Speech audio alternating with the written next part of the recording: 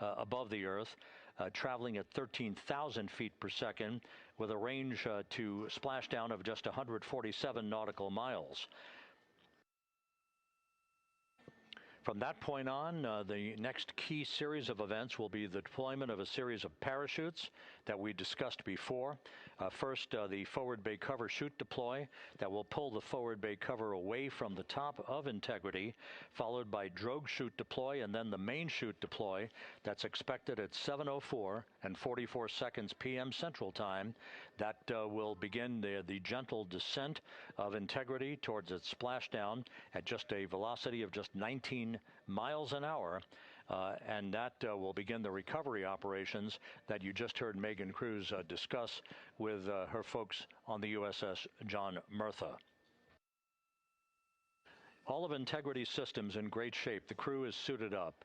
Leak checks complete as we stand by for the next major milestone, which will be the crew module service module separation just 24.5 minutes from now.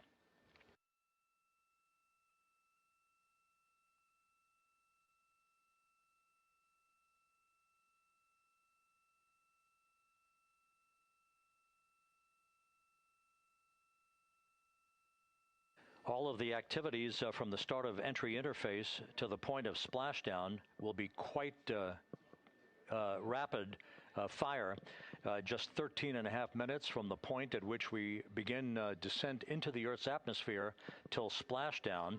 And just to show you, as Rick Shearing, the flight surgeon, alluded to in his interview with Megan Cruz, all of this happens to decelerate the vehicle from traveling around Mach 33 to just 19 miles an hour at splashdown. All of that happening in just 13.5 minutes. But the vehicle and the parachutes are all designed to support all of that, so we'll be standing by to report all that to you in sequential fashion as these milestones are ticked off and as we hear from the crew during its entry back into the Earth's atmosphere and ultimately when they emerge from the blackout period, and at that point we'll be just minutes away from splashdown.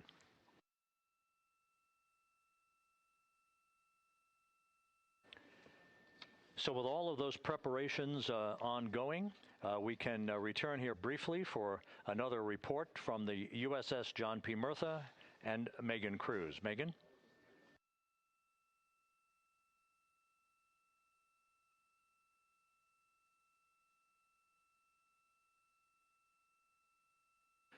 And we'll regain that communication with the USS John P. Murtha just momentarily. In the meantime, everything is on track aboard Integrity, the flight control team here in Houston, led by Entry Flight Director Rick Henfling. The voice you will hear talking to the crew is that of Jackie Mahaffey. She will be reporting everything to the crew and receiving their reports as they enter the Earth's atmosphere for their 13.5-minute plunge back into the atmosphere for splashdown off the coast of San Diego. Now we have the ship back with us and Megan Cruz aboard the USS John P. Murtha. Megan? 11 balloon, right? Yep, 411 on the back. Hey, Rob, yeah, the excitement is really building here on the ship. I'm watching right now one of the weather balloons being lofted up from the ship. Again, weather balloons, very important for us to make sure that we are tracking the right kind of weather and also the data that's needed for what's called our Sasquatch team. Again, it's a team out of NASA that basically makes sure that the debris that comes off of Orion, again, some of those pieces of the parachute system, make sure that they don't fall on us here in the sea, and also our aerial assets, our folks in helicopters. So watching that float away right now. But with me right now is Captain Eric Kenny. He's the commanding officer of the John P. Murtha naval ship. Thank you so much for being here. There are so many moving parts that you have to keep an eye on. That's absolutely right, yeah. But first of all, on behalf of the crew of USS John P. Murtha, Megan, thanks for having me on today. Happy to tell you what we're doing and excited to get the interview started. Yeah, absolutely. Why don't we actually take a look at the flight deck here. We'll start there. Basically, we also, while watching this weather balloon float away, we noticed all 4 helicopters leave the flight deck. We now have an empty flight deck.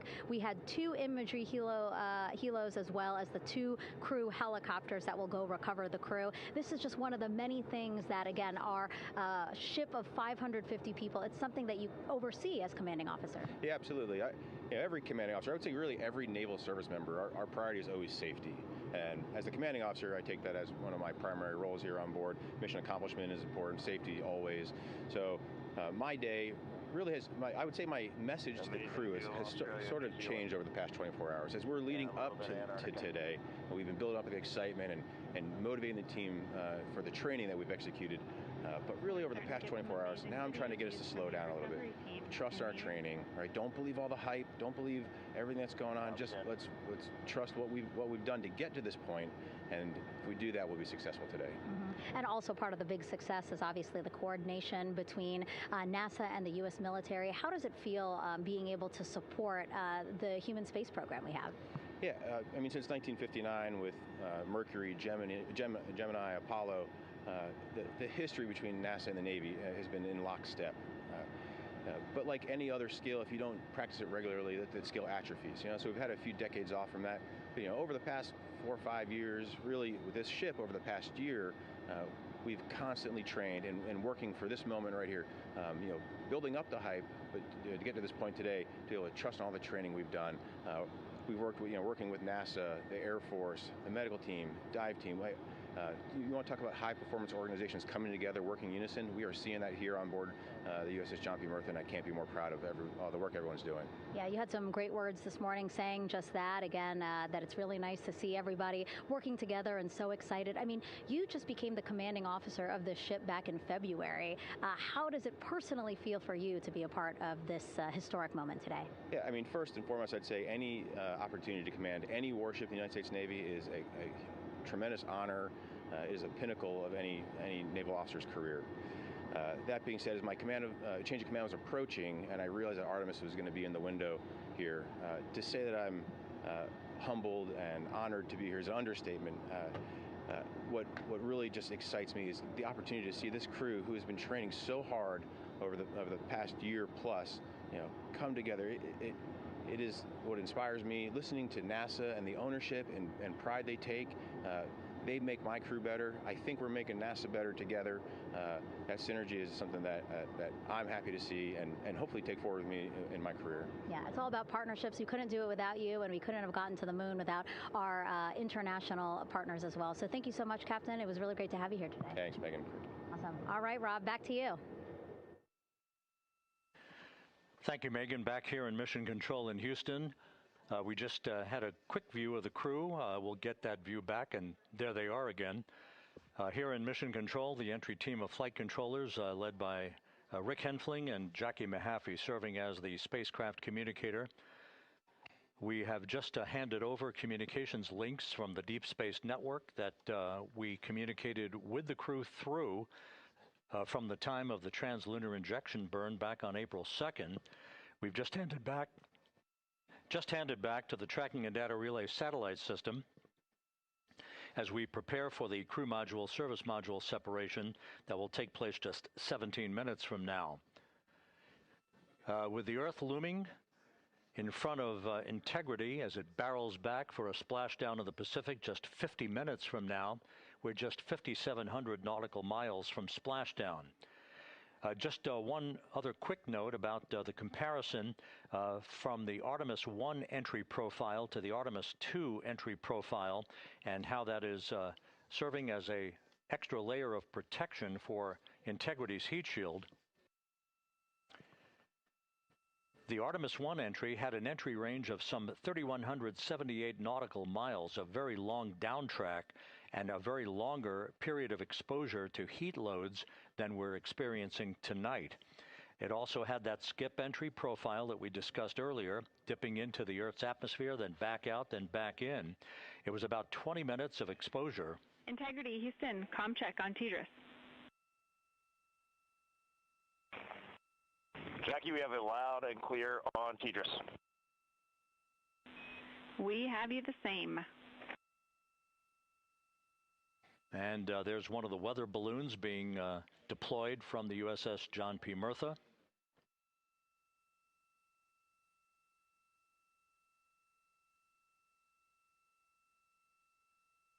So the Artemis I entry had the vehicle. Any update on GPS? We haven't seen a track in yet.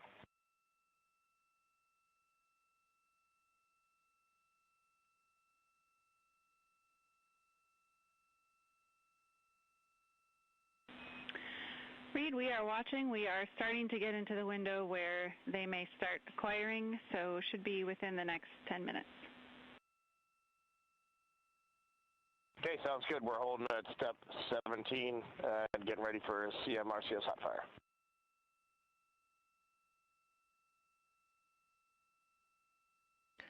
And that exchange indicating that we are expecting to acquire data from the GPS system on board. That'll be a navigational tool that will basically tell Integrity's computers that they're on track down the center line of the corridor for the entry interface that will lead them to their splashdown point.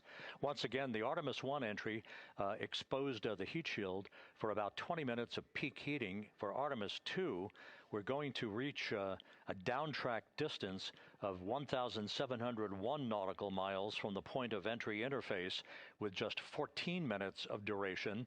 And it's basically a different angle of attack, a little bit steeper angle of attack that will protect the heat shield from excessive heat loads. So that is the difference between Artemis I and Artemis II, all designed into this mission to gather data, to protect the heat shield, since the Artemis III mission and beyond will have a different designed heat shield that will allow that skip entry type of profile to be resumed for all of the future missions coming back from the south pole of the moon when we initiate lunar landings. So we've handed over to the tracking and data relay satellite system. That's where we'll have communications for the rest of the flight. Just to give you some time hacks here, we're 13.5 minutes away from crew module, service module separation, and just 17 minutes away from the raise burn, that 19-second firing of the thrusters that will basically be the final fine-tuning of the angle of attack for Integrity as it enters the Earth's atmosphere.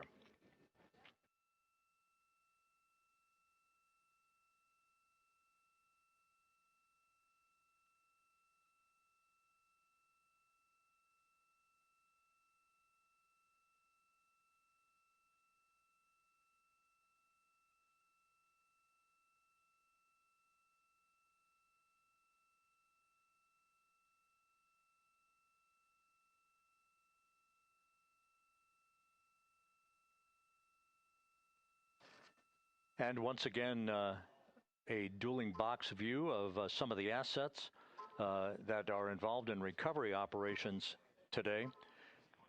The Integrity, cabin configured, all crew suited and seated. Houston, copies. That confirmation from Reed Wiseman aboard Integrity, as you see the assets being deployed to the splashdown zone. At the time of splashdown, we expect the John P. Murtha to be about 5 miles away from Integrity, keeping a safe distance until we are sure that the vehicle is in the water and upright, and that it is in a good configuration system-wide for the recovery teams to begin to approach the vehicle to erect that inflatable raft. 2 minutes to CM-RCS warm-up hot fire. We're ready. That call from spacecraft communicator Jackie Mahaffey indicating that we're 2 minutes away from a quick burst of the reaction control system. Thrusters, that will be a hot fire test prior to the separation of the crew module from the service module. The European service module has performed flawlessly throughout this flight. Everything, all the burns that had been prescribed for that service module have been executed on time and without a problem. There is the European flight control room that has overseen the manufacturing, the design of the European service module. They deserve quite a bit of credit on this mission for not only propelling the Integrity and its astronauts toward the moon, but also conducting the fine-tuning of its trajectory to bring it to this point where we are dead spot on down the middle of the corridor trajectory-wise to bring Integrity down for its splashdown in the Pacific just 44 minutes from now.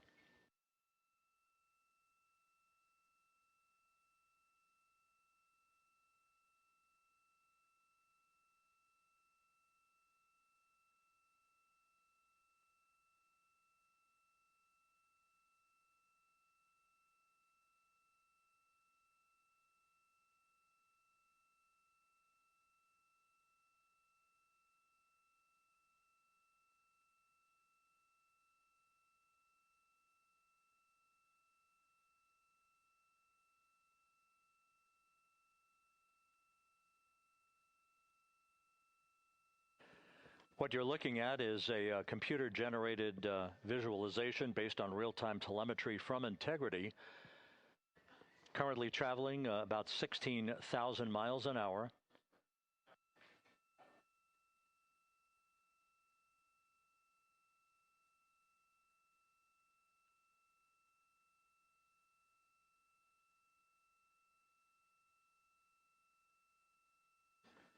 Integrity traveling about 16,000 miles an hour. For the prop cautions, we're taking a look.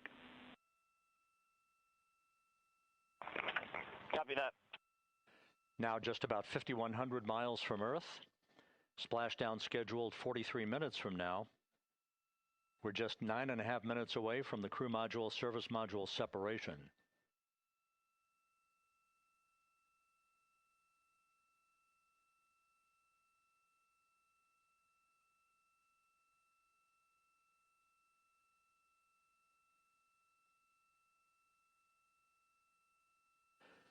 We are confirming.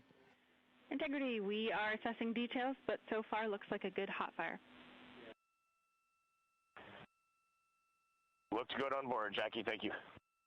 And Jackie Mahaffey took the words out of my mouth. I was just about to say that we had a good hot fire test of the thrusters in advance of the crew module service module separation that's coming up just 8.5 minutes from now.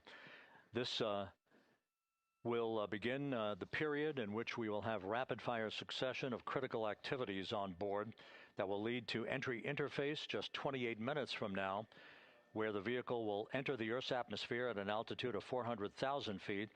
The time of entry interface, 6:53 and 30 seconds p.m. Central Time.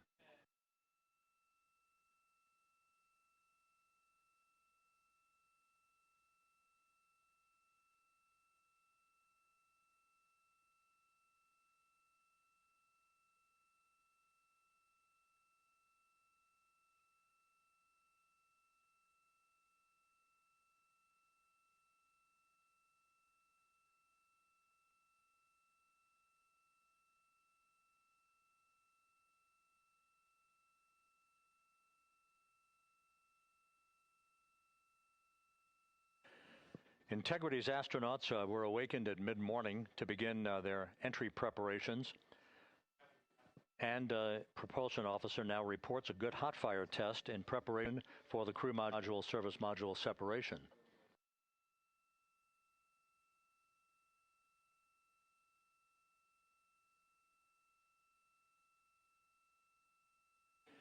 We're now inside 41 minutes until splashdown.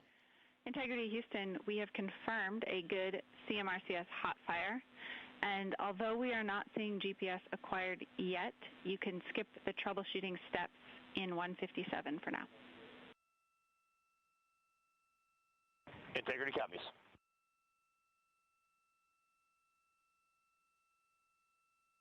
That GPS discussion indicating that we will be acquiring navigational data for Integrity through the Global Positioning System equipment on board. We just don't have it yet, but we will. All of Integrity's systems are in great shape to support its high-speed entry into the Earth's atmosphere. It, once again, will reach a peak speed of 24,661.21 miles an hour. Your call, GPS. We at least have GPS 1 looking good on board.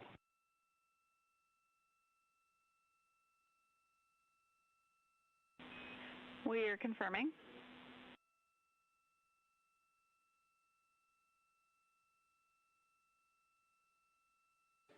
The guidance, navigation, and control officer here in Mission Control confirming that we have good lock on GPS data.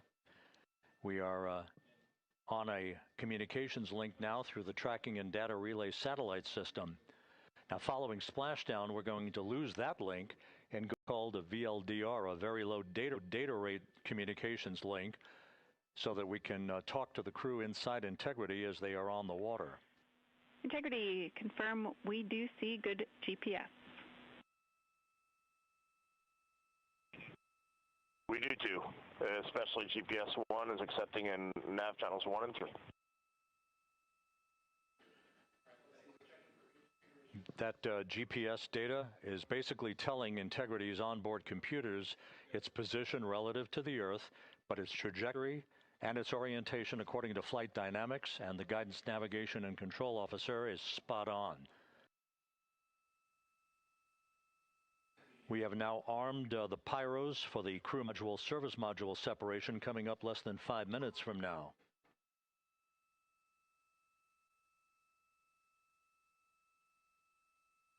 Once again, 10 seconds after entry interface, we will see Integrity reaching its peak speed of 24,661.21 miles per hour. That will be just seconds before we begin a 6-minute blackout period. Integrity, Houston. Your vehicle is in a good config for CM-SM SEP and go for CM raise. Houston, we see the same on board and copy go for CM raise.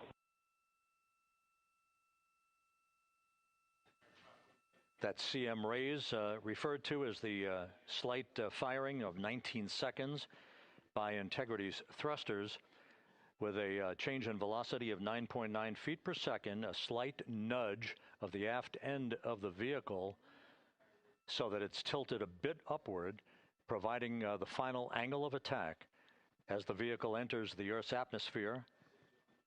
This being the mitigating factor that will reduce heat loads on the heat shield as we reach a point downrange from the start of entry interface, some 1,701 nautical miles to the splashdown site.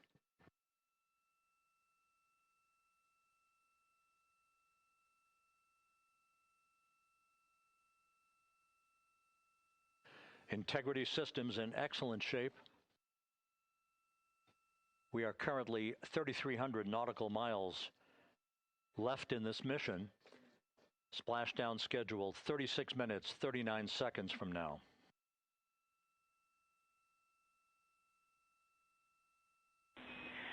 Integrity, Houston, for the 2 enabled prop cautions, what happened is while the thrusters were firing, multiple pressure sensors on each of the strings diverged a bit from each other. Those limits look to be set pretty tight. We think it could happen again when the thrusters fire in the future, so we are going to suppress those messages. We concur with suppress, not inhibit. Thank you. That exchange between Jackie Mahaffey, our Capcom for tonight, and Reed Wiseman aboard Integrity, indicating basically to ignore sensor data. All of Integrity's systems are in good shape.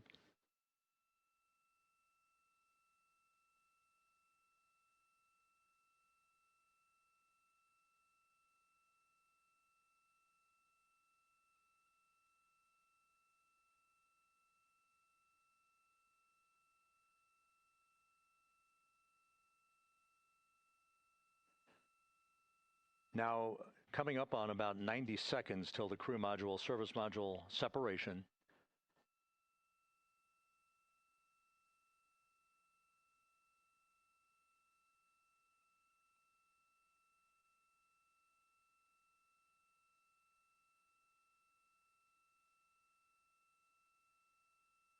All quiet here in Mission Control as we enter the most critical phase of the completion of this flight. All of the preparatory activities leading up to the vehicle entering the Earth's atmosphere just 21 minutes from now.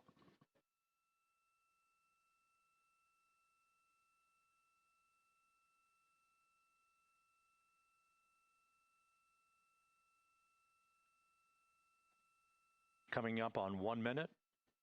Mark, 1 minute till crew module, service module separation.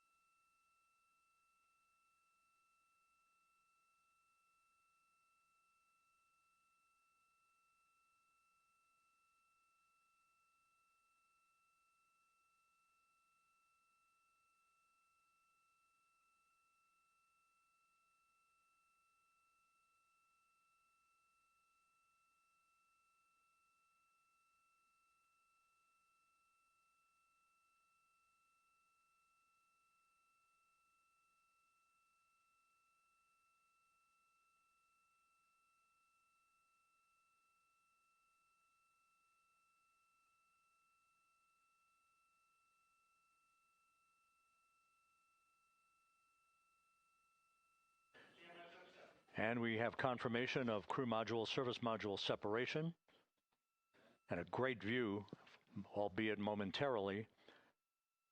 Houston, good step on board. Houston copies and concurs. The European service module now separated from Integrity, a job well done. Integrity, no action for the 4 CDH cautions. Those are SM related, not applicable. Integrity.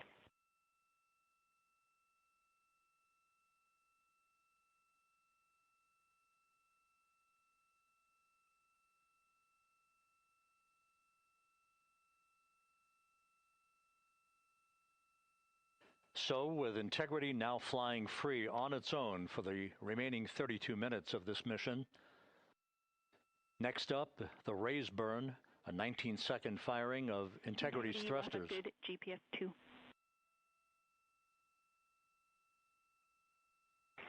Integrity copies, good GPS 2. Coming up on the 2-minute mark until the raise burn. Again, this is the final tweaking of the orientation of Integrity to put it in the right angle, if you will, the angle of attack that it will fly in during its entrance into the Earth's atmosphere. Entry interface now just 18 minutes, 25 seconds away. This is a visualization, but driven by real-time telemetry. This is the maneuvering of Integrity to the raise burn orientation. Just 2,800 miles from Earth.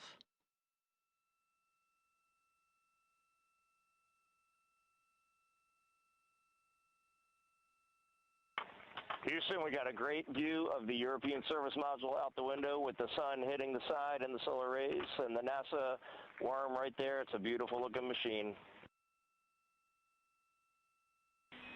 Roger.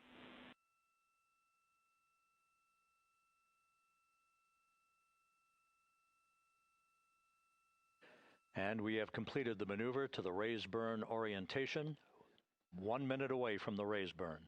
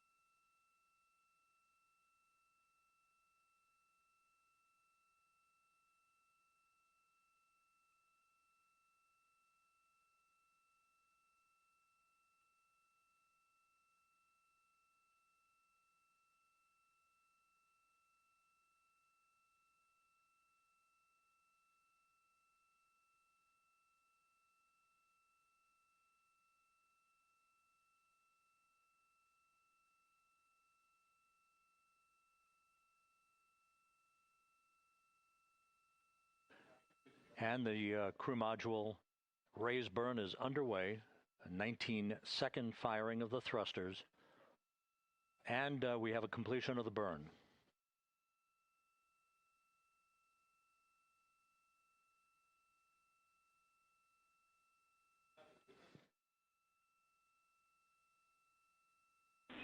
Integrity, good. CM raise burn. Your flight path angle is within limits.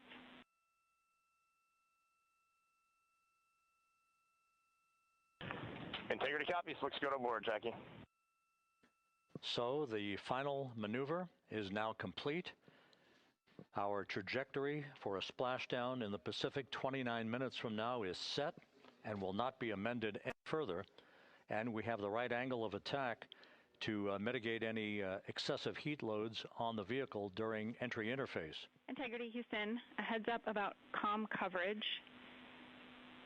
When you perform the 180 roll, for the first minute or so in that attitude, we expect about a minute LOS. We copy.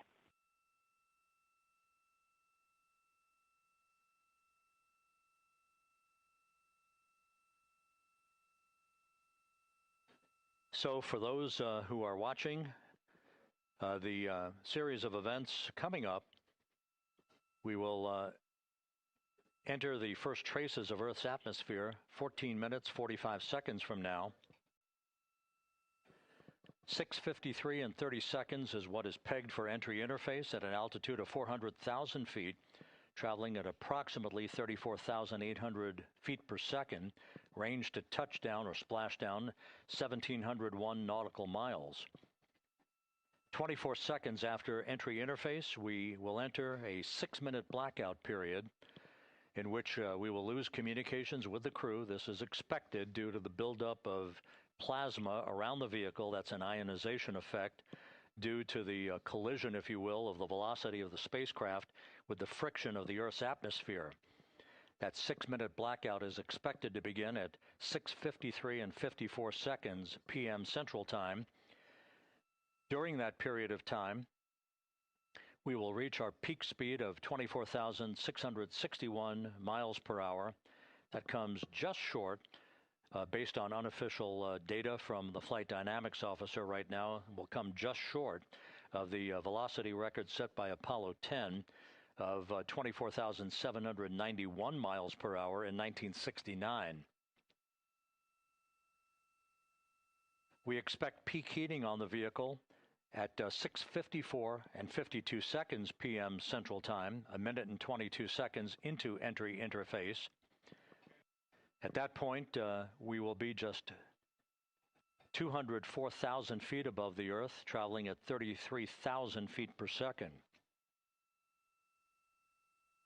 The blackout period is expected to last 6 minutes.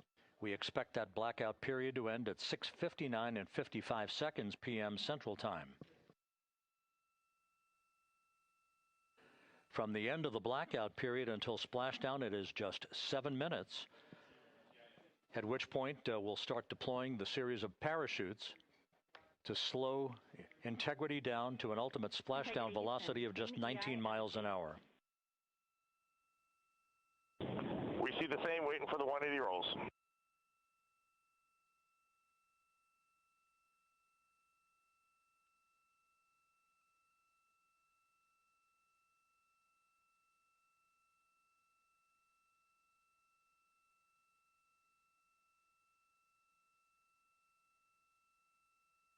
The parachute deployment sequence, once again, will come in several segments, but in rapid-fire succession. And we have a great view of the moon out window 2. Looks a little smaller than yesterday. Guess we'll have to go back.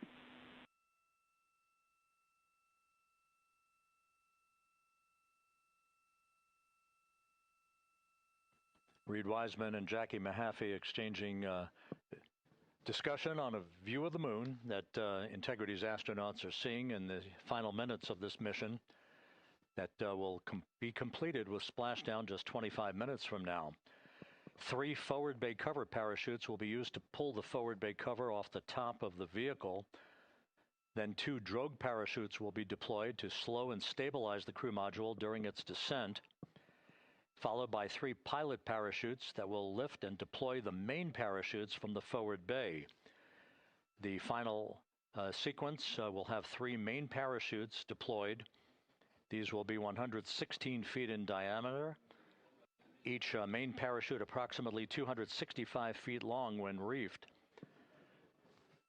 The parachutes will ultimately slow Integrity down from its peak speed of almost 33 times the speed of sound to a gentle 19 miles an hour at splashdown.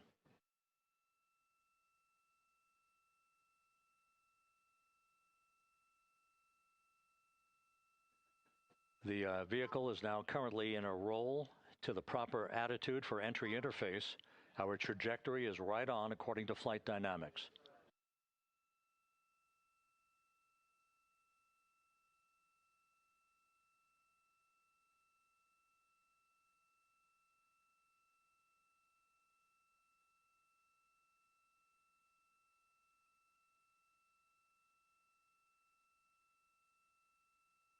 Integrity is on a trajectory from southwest and northeast across the Pacific Ocean, descending at a rate of 15,000 feet per second.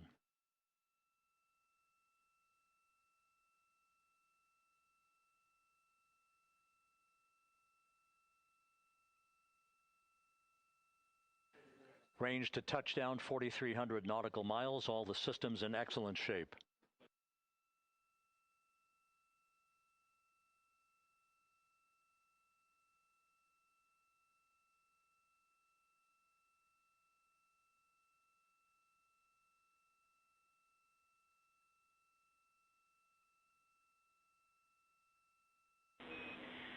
Integrity, Orion in the EI roll 180 attitude. Looks good on board, Jackie.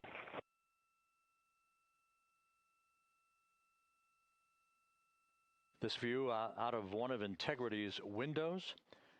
We had a call for 3 good baros. Those are barometric pressure sensors that feed altitude and rate of descent information to Integrity's computers that will trigger the parachute deployment sequence.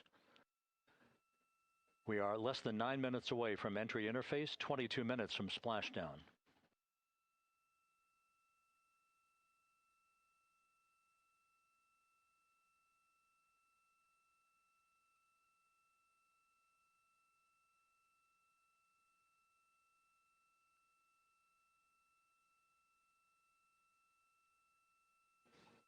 You can see the reflection of one of the crew members in the window.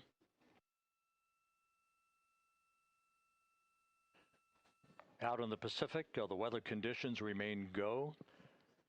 Just a few clouds, some scattered clouds, winds at 10 knots, wave heights just about 4 feet. A gentle day in the Pacific for the homecoming of Integrity's astronauts.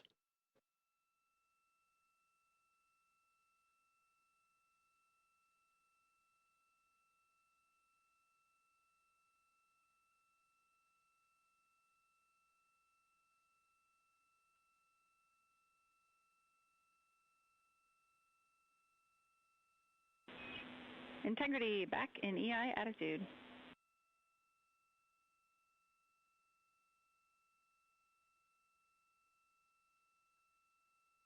We see the same on board, Jackie.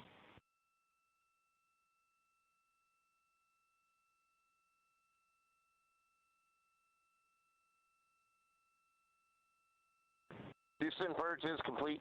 Crew and vehicle are configured for entry. Houston copies. And we're in step 37, transferring nav state to BFS.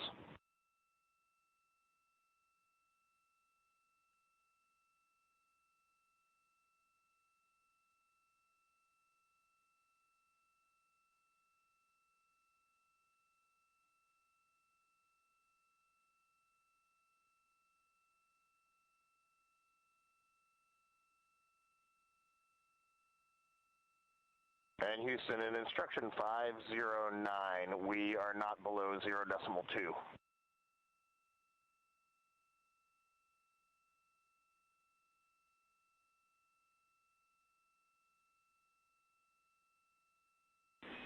Integrity, no action required.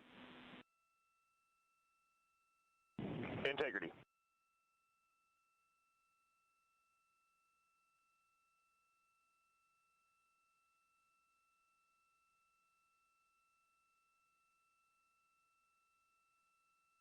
Now 6 minutes away from entry interface, we will hit the first traces of Earth's atmosphere at an altitude of 400,000 feet, traveling about 34,882 feet per second. Range to splashdown at that point will be 1,701 nautical miles.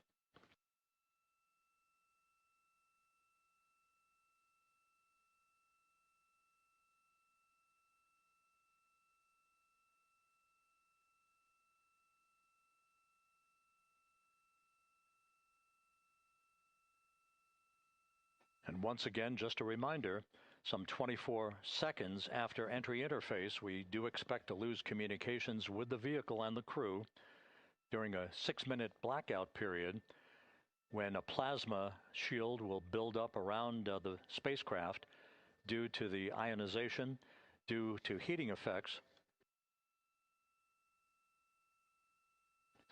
And Flight Dynamics has just confirmed we will have a blackout period of exactly 6 minutes in duration.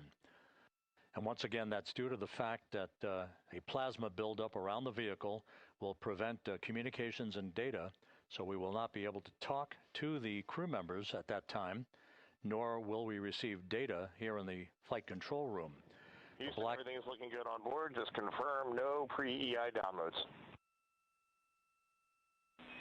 Houston concurs. That blackout period to begin at 6:53 and 54 seconds p.m. Central Time, and again will last about 6 minutes in duration.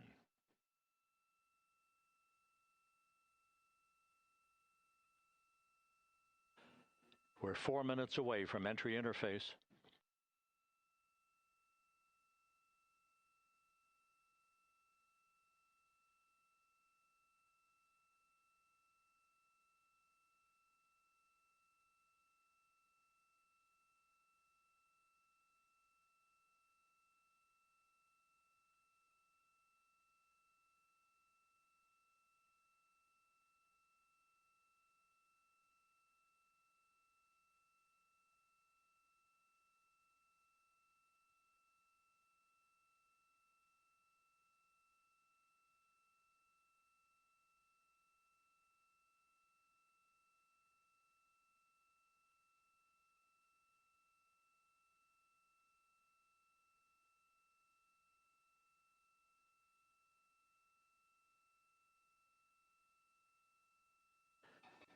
This view from Integrity as it crosses from southwest to northeast across the Pacific Ocean, 3 minutes from entry interface.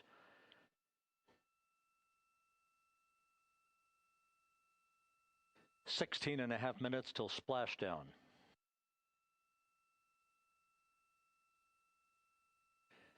The USS John P. Murtha and the recovery team is on station and in position, as are the airborne imagery assets that we hope to receive imagery from as Artemis enters the Earth's atmosphere and through parachute deployment.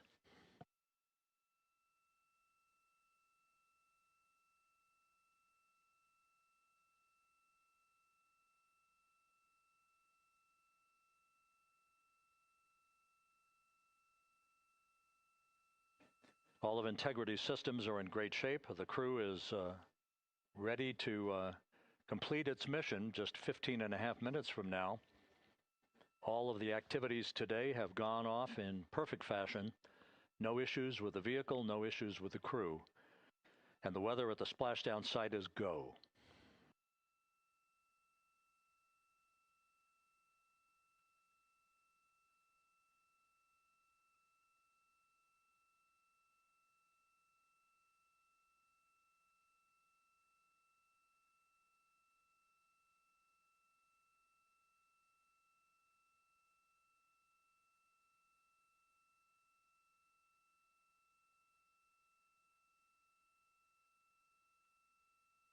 Coming up on 1 minute until entry interface.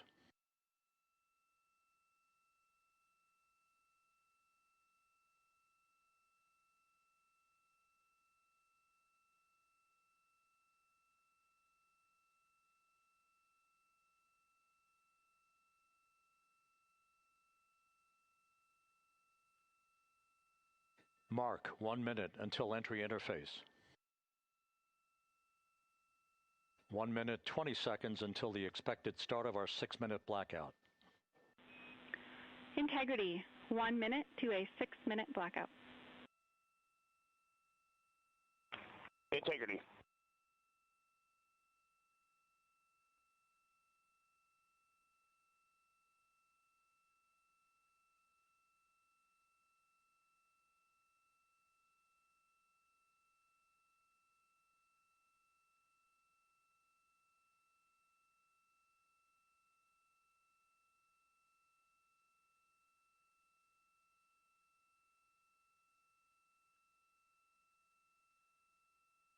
Ten seconds till entry interface.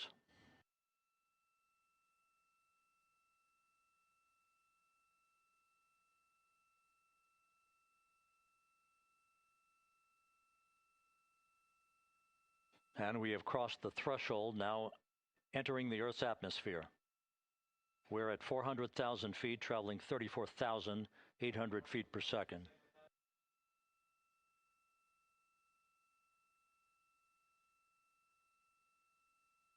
Time to splash down, 13 minutes, 10 seconds.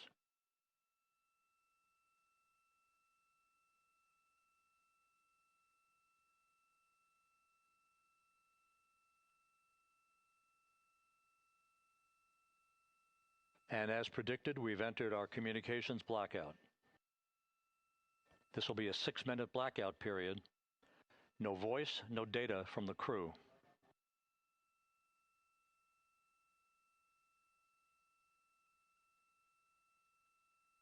We're 30 seconds away from the anticipated point of peak heating on the vehicle, where temperatures will rise to about 4,000 to 5,000 degrees Fahrenheit. This is the true test of our trajectory.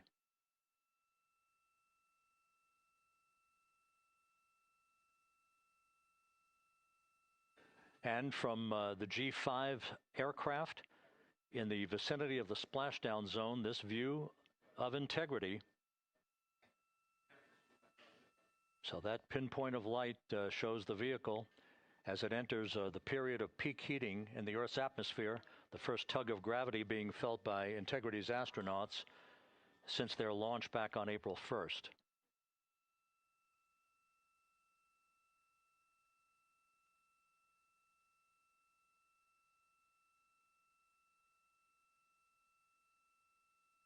Four and a half minutes until the end of the blackout period. Time to splash down, 11 minutes, 33 seconds.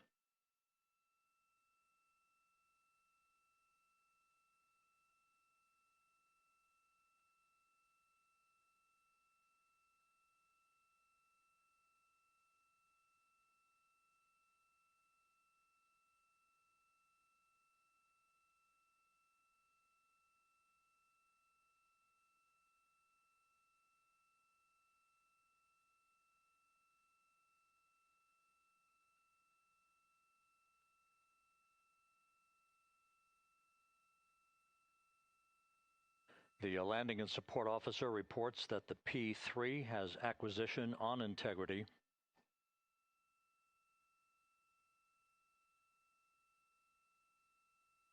Three and a half minutes left in this blackout period.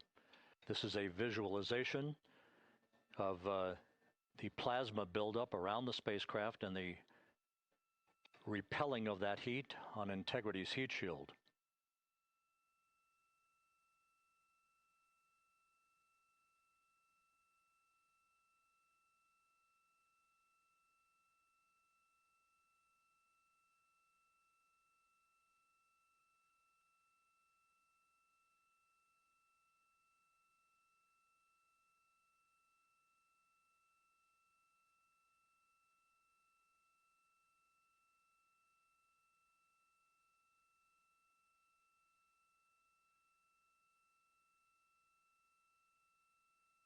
Flight Dynamics reports that airborne assets in the vicinity of the splashdown zone do have a visual on Integrity.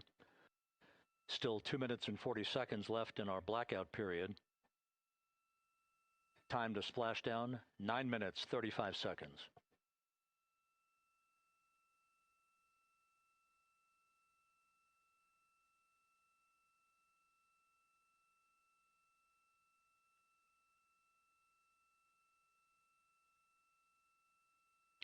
Multiple airborne assets as part of the recovery team all have visuals on Integrity.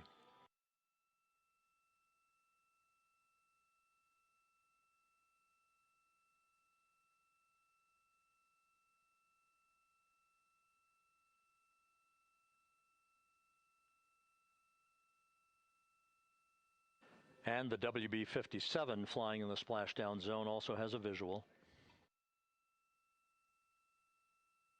And the Navy helos also have visuals.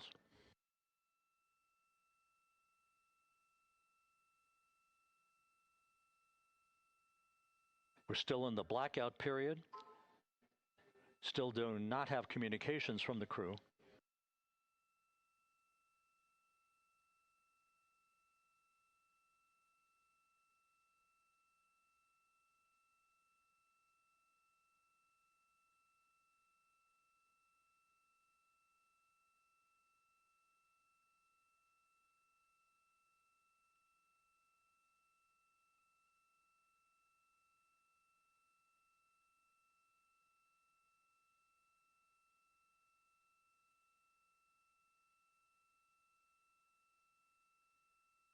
We're standing by for communications from the crew.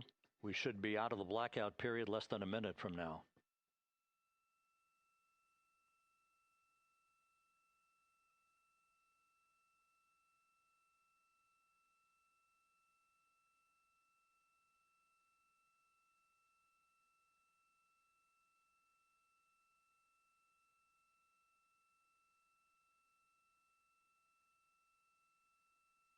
We are now processing data from Integrity.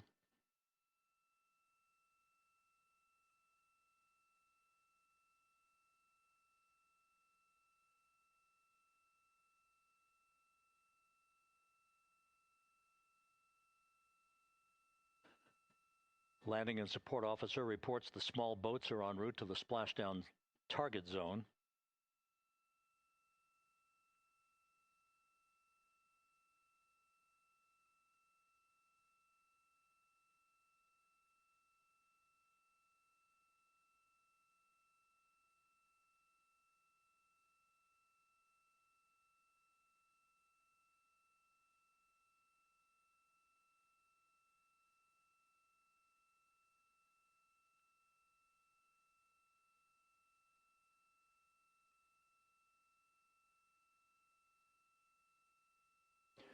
Passing through 150,000 feet, our trajectory is perfect.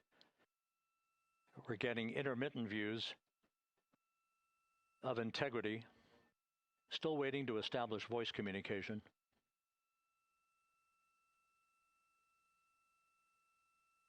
Integrity, Houston, comm check, post-blackout.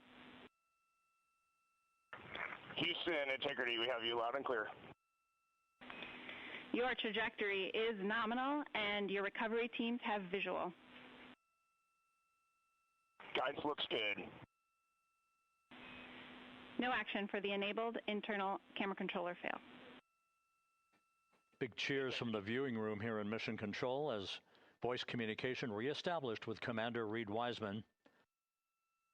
For America and a waiting world, Integrity is 5.5 minutes away from coming home.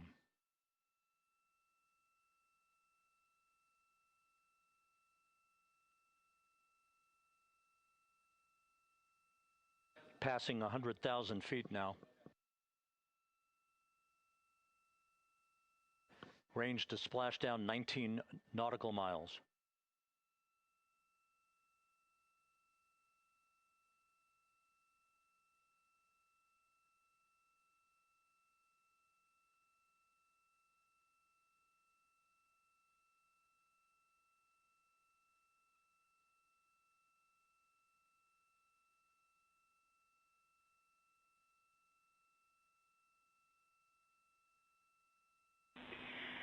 Integrity, impact to the camera controller fail is no Cab 1 views of the chutes.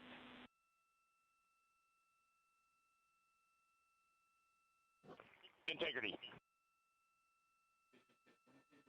We're processing good data through the GPS system. A good view of Integrity, time to splashdown 4.5 minutes.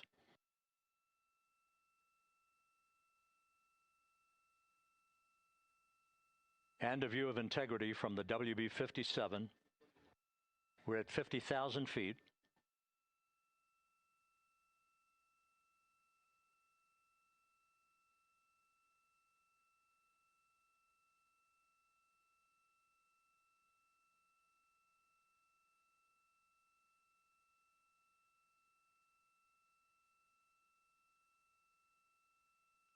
The pyros are armed for forward bay covered jettison.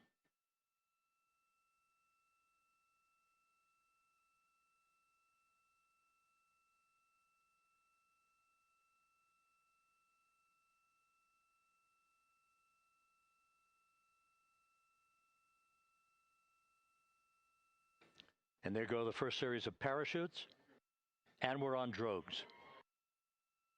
And Houston, we're visual 2 drogues out the window. 2 good drogue shoots. Next up. We copy, we see them. Next up, the deployment of pilot parachutes that will pull the main chutes out. Time to splash down 3 minutes and 10 seconds.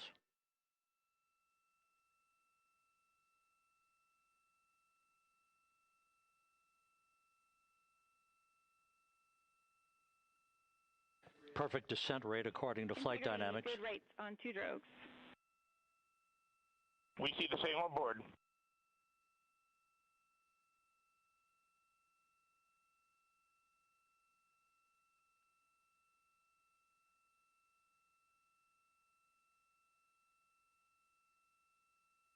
Passing through 10,000 feet, still on drogues.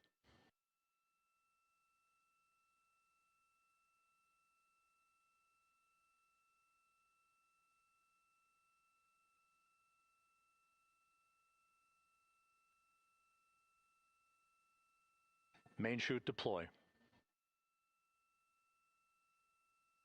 We're at 5,000 feet.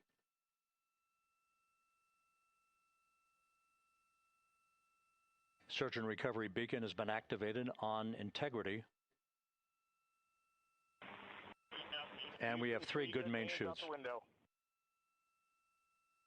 Good 3 main chutes, good reefing, good descent rate. Good rates, and we see 3 good-looking parachutes.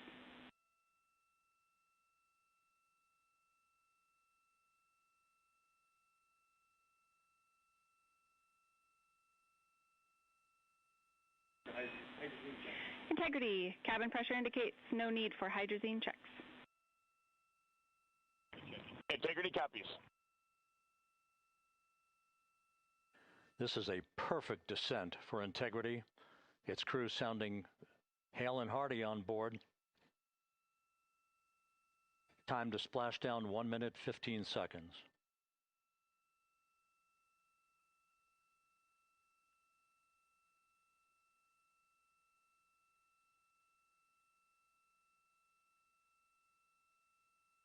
Integrity about to complete a journey spanning 694,481 miles from its launch from the Kennedy Space Center back on April 1st, and a trip around the moon.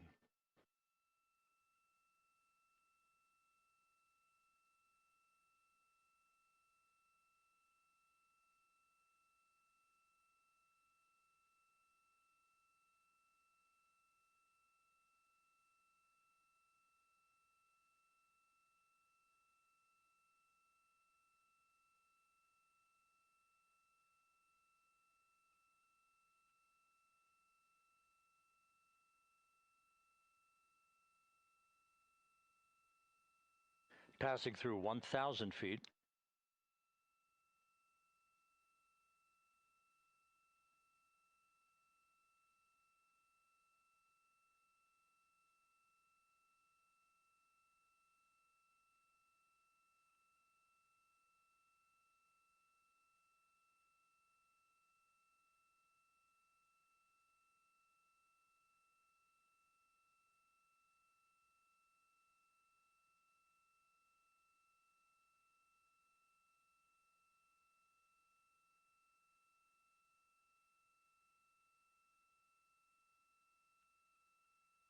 Houston, Integrity, splashdown, sending post-landing command now.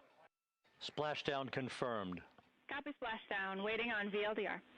Splashdown confirmed at 7:07 p.m. Central Time, 5:07 p.m. Pacific Time. From the pages of Jules Verne to a modern-day mission to the moon, a new chapter of the exploration of our celestial neighbor is complete. Integrity's astronauts back on Earth.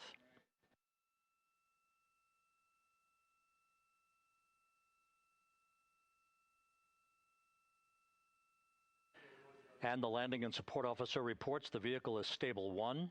We still will be deploying the crew module uprighting system to maintain that orientation. A perfect bullseye splashdown for Integrity and its 4 astronauts.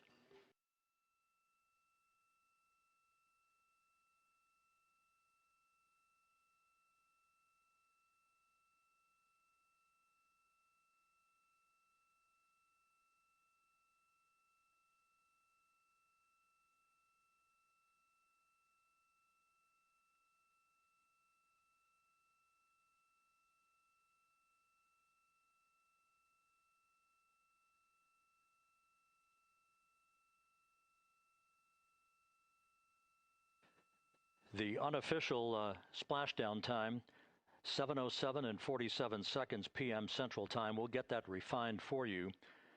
That would put the end of the mission at a mission elapsed time of 9 days, 1 hour, 31 minutes, 35 seconds.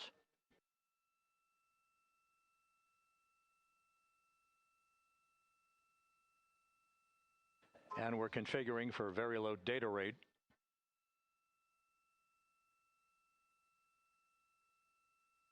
Once again, splashdown occurring in the Pacific, southwest of San Diego at 7:07 and 47 seconds p.m. Integrity Houston, comm check on VLDR.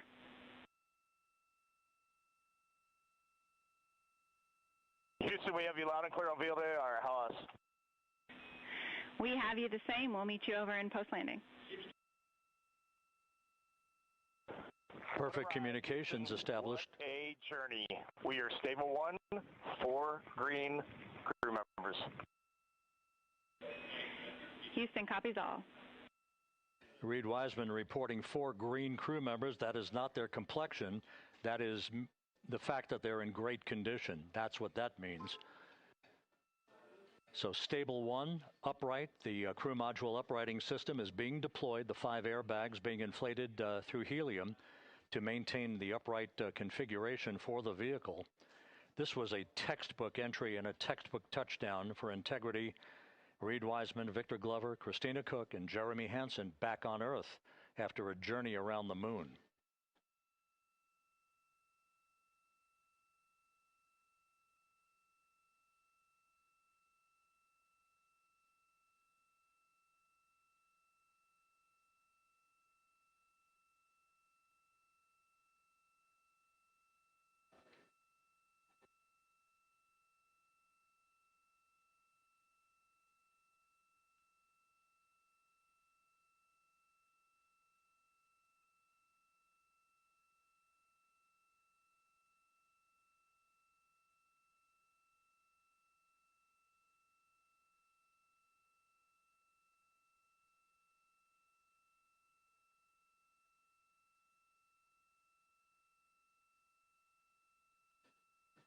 We continue to monitor the functioning of the CMOOS system. The airbags are being inflated to maintain a stable 1 or upright configuration. And there's a good view from one of the naval helicopters hovering overhead. Reed Wiseman reporting 4 green crew members, meaning they're all in excellent shape.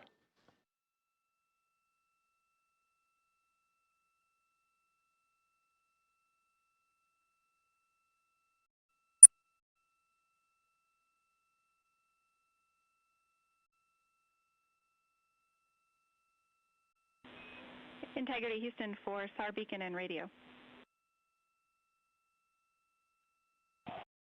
SAR beacon is in for 06, and we're powering the radio now. Go ahead. We see the beacon on. However, the recovery team is not seeing the signal. Your SAR radio uses the same antenna, so you may run into trouble with the radio. Okay, copy. We are also powering up the sat phone now.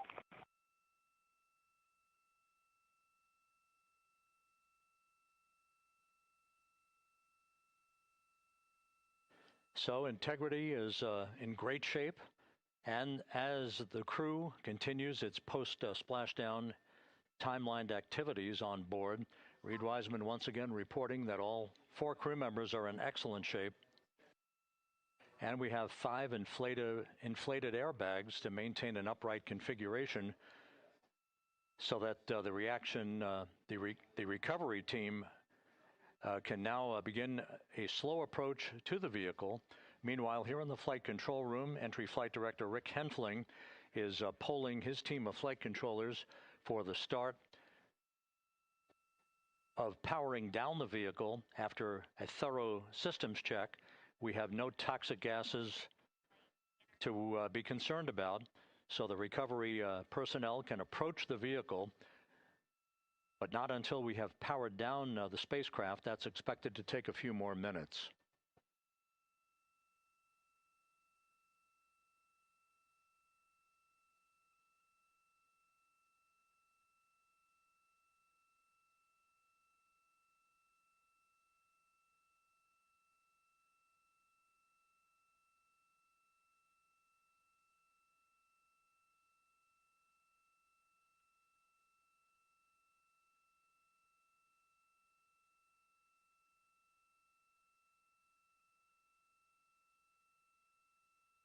Integrity back on Earth following its historic flyby of the moon.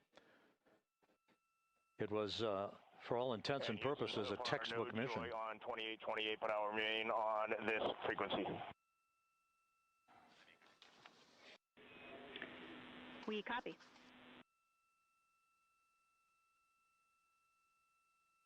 Reed Wiseman indicating some trouble with the SARSAT phone on board. But that's not an issue. What is more important is that the vehicle is solid. No issues as we begin the power down of the vehicle to begin the recovery process.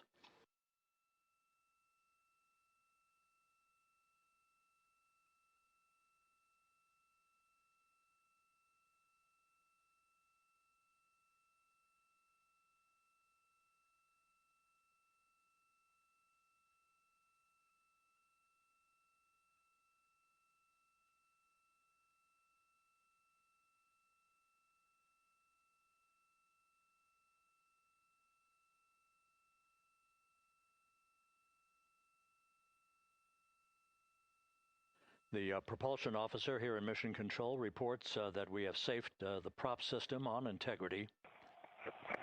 Can you say again? That was very weak and broken.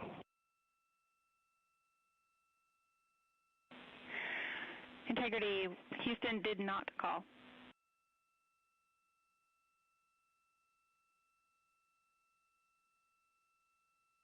Copy that, Houston. It might have been on the SAR radio. Stand by.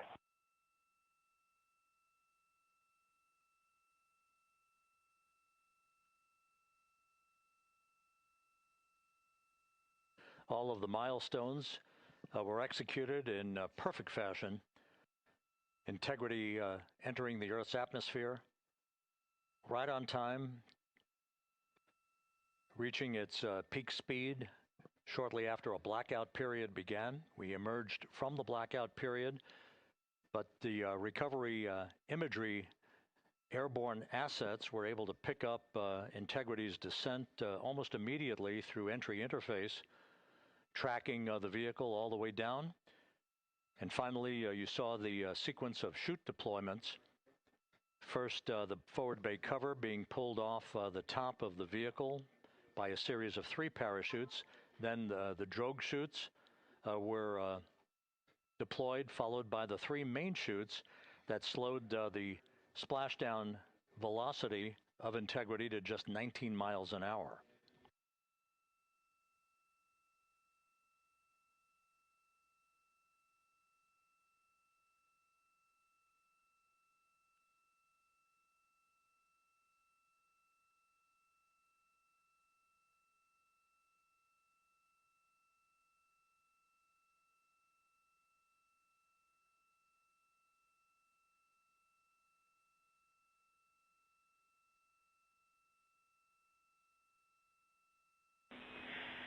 Integrity, Houston, with no joy on SAR and SAT phone, we'd like you to command an additional 15 minutes for a total of 30-minute power down delay.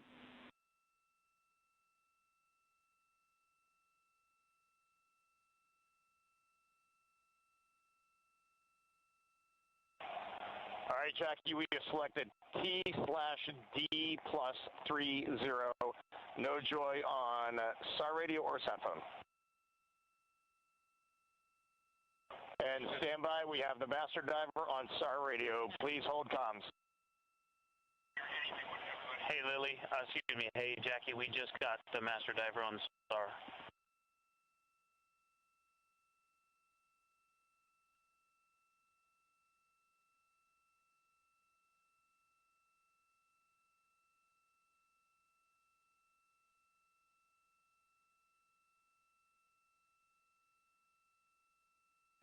A good view of one of the fast boats. Integrity, Houston, if you are happy with your comm with master diver, you can go back to the 15-minute power down. Okay, stand by. Yeah, we'll confirm here in a second. The crew on board Integrity coordinating with the flight control team in Houston here in Mission Control on the timing of the power down of the vehicle, which will be the precursor to the recovery teams approaching the spacecraft. There are no issues with Integrity. We've had a bit of broken capability in establishing a SARSAT or satellite phone communications capability between the crew on board Integrity and the recovery team. That will get sorted out here shortly. There's plenty of cooling on board Integrity, so there's no rush to begin the power down. I'm trying to call you on the sat phone and not getting an answer there either. Concur, we haven't had anything come through.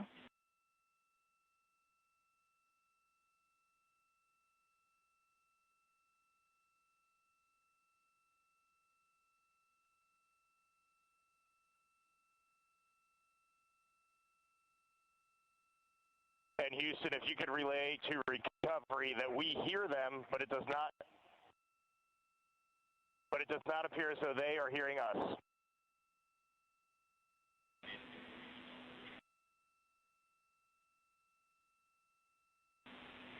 Houston copies, and Reed, just to confirm, you are pushing the PTT on the radio.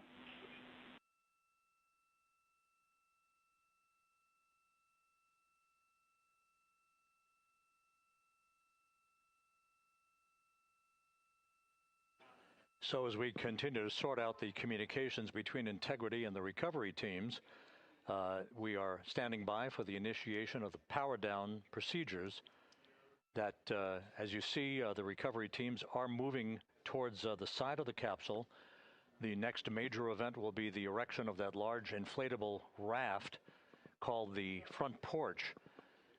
That will be the port of call for the crew as they're being extracted one by one from the vehicle.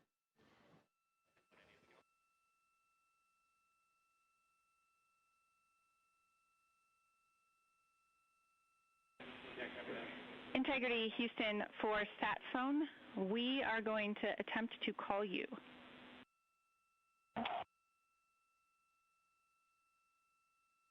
Good idea, standing by. And Jackie, yes, we are pushing the push to talk, the two buttons on the left side of the radio below the up-down arrows. We are utilizing them. I'm rebooting the radio to see if we get good comms. Okay, we copy all, and just to confirm, you are seeing that you're touchdown plus 3030 for power, correct? That's affirmative.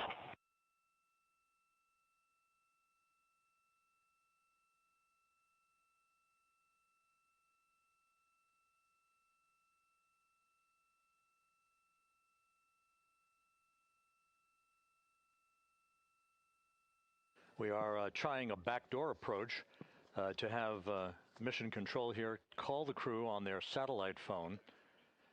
This is all part of the coordination for the power down of the vehicle that will initiate the actual recovery operation.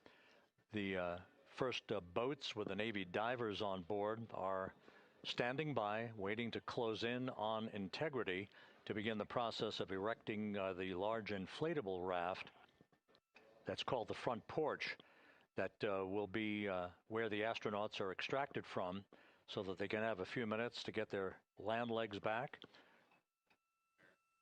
before they're hoisted aboard the Navy helicopters for the flight back to the deck of the USS John P. Murtha.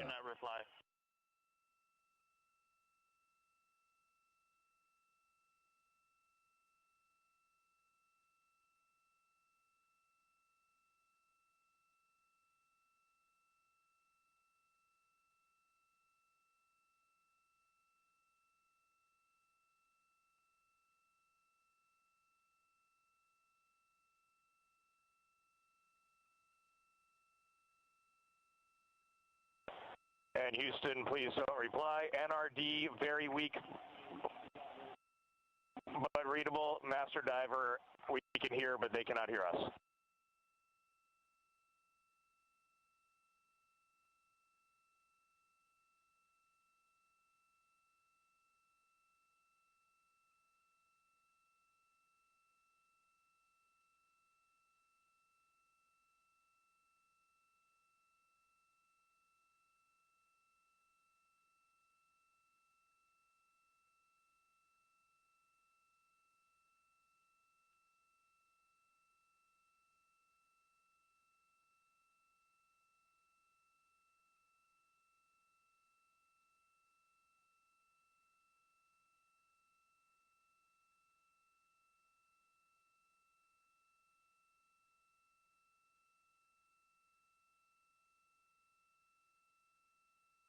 And Houston on OE1, is there any chance to tie us into NRD?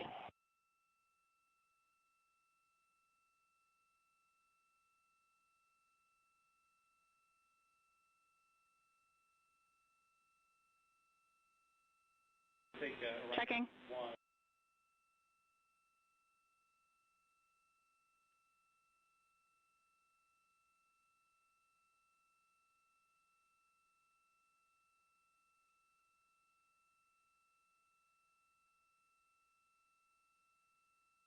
This is Mission Control, Houston.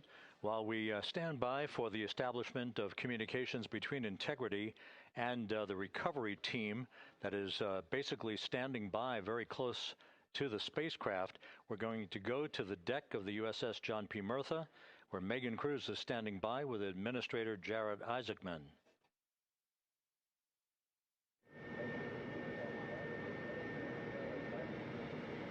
Hey, Rob, yeah, just such an honor to be able to be here on the ship, to be able to share and experience this moment with everyone together. And of course, as you just said, yes, here with NASA Administrator Jared Isaacman. Administrator, how did you feel getting to witness this and seeing NASA at its best?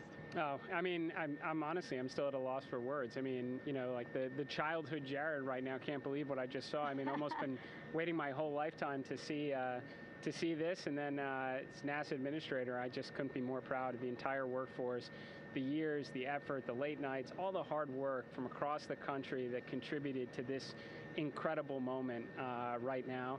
And yeah, incredibly grateful too for our teams here on the John P. Murtha right now. Yeah, look at them behind us here. We got everybody. Hey, what do you guys think? We just brought some astronauts back from the moon, huh?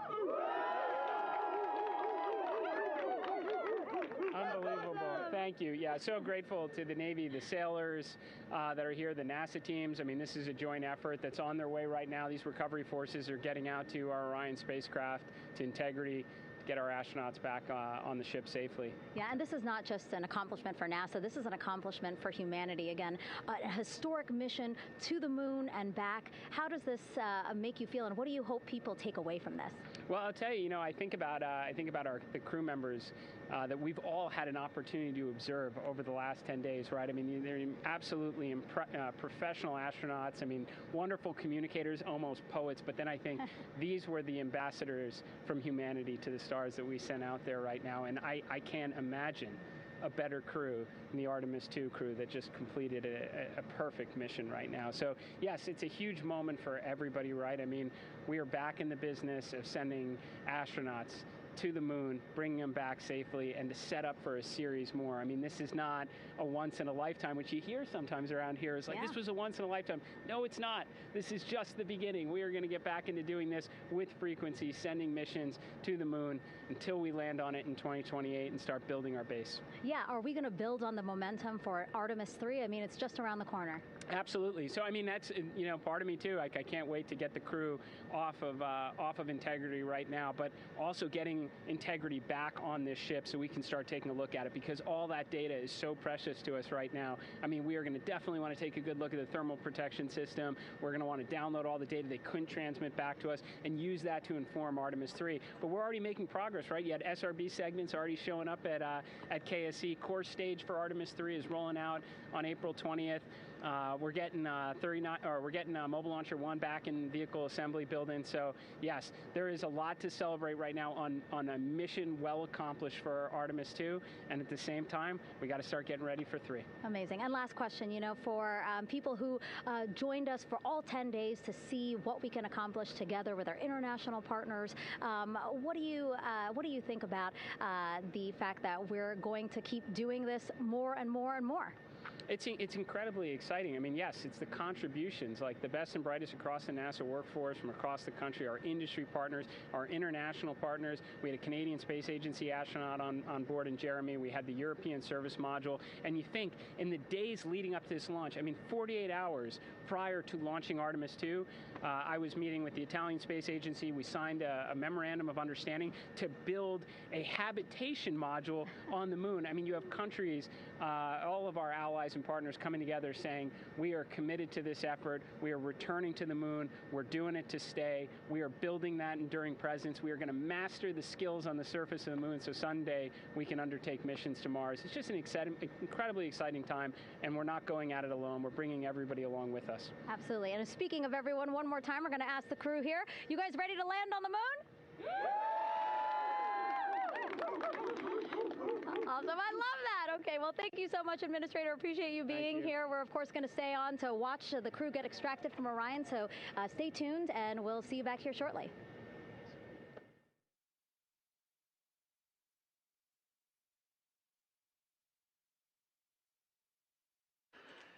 Thank you, Megan, and thank you, Administrator Isaacman.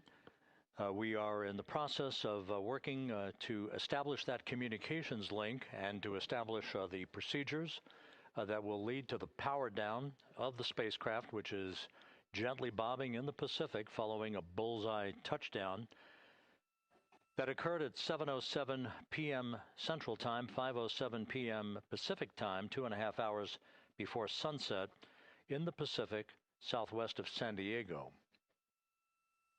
We have once again heard from the crew during that interview opportunity with the administrator, and we have 4 healthy crew members on board.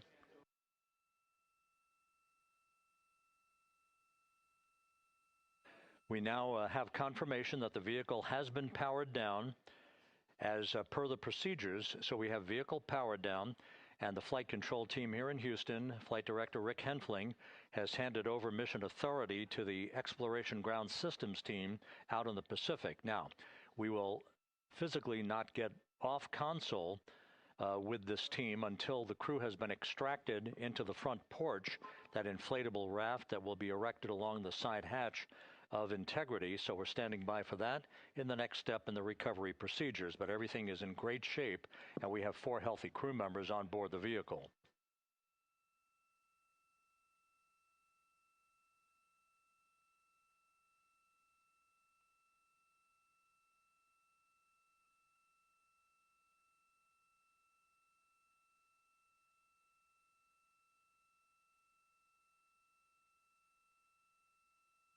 All of the entry events went by the book, no issues, perfect trajectory for Integrity that was culminated with one final raise burn to improve the angle of attack for the vehicle as it entered the Earth's atmosphere. All of that flight dynamics computation worked like a charm.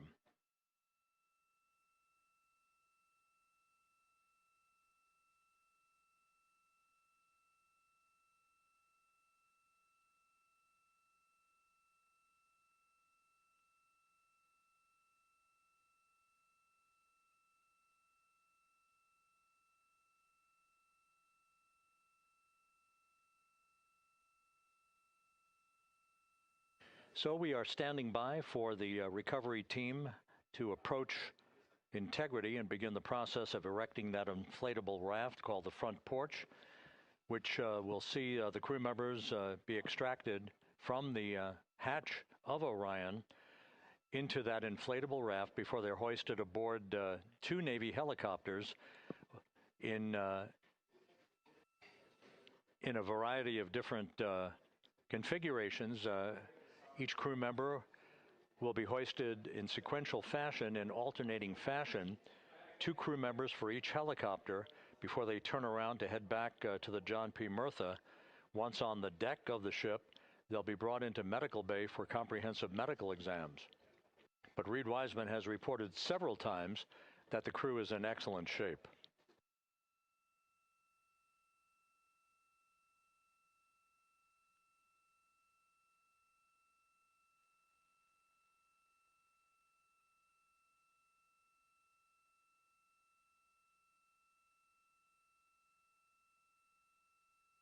So just to recap, it has been some 26 and a half minutes since the splashdown of Integrity in the Pacific.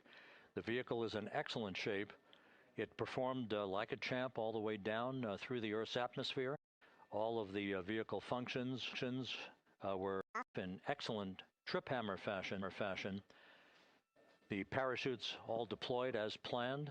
Splashdown occurring at 7:07 p.m. Central Time, 5:07 p.m. Pacific Time.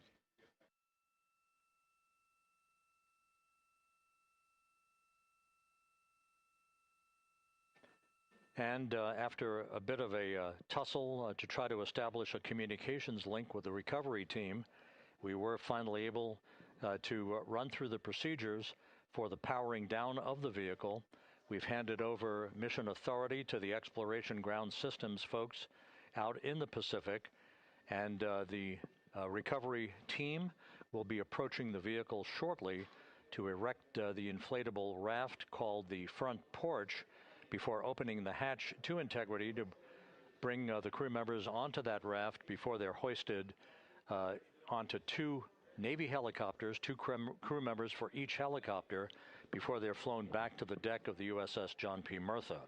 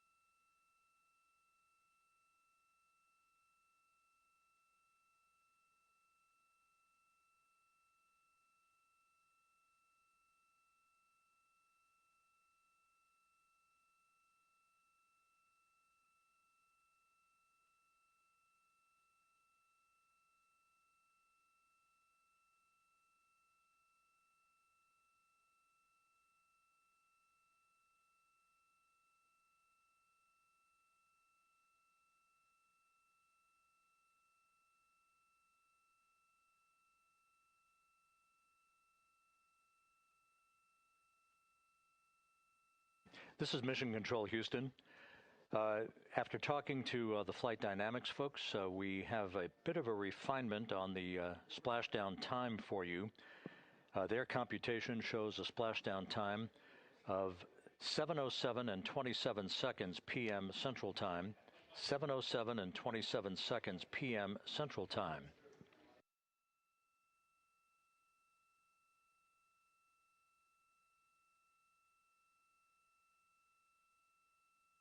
That would equate to a mission elapsed time of 9 days, 1 hour, 32 minutes, and 15 seconds.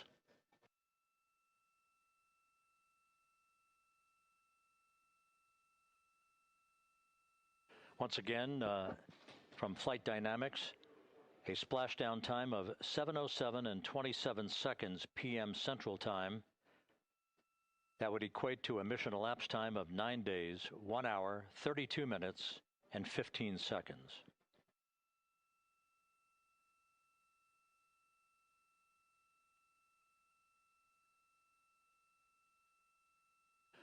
Reports from the Pacific indicate that the recovery team, in communications with the crew aboard Integrity, that the crew remains in excellent shape as they await the approach of the team for a final hazard gas evaluation before they move to the side of the vehicle to erect the inflatable life raft called the front porch.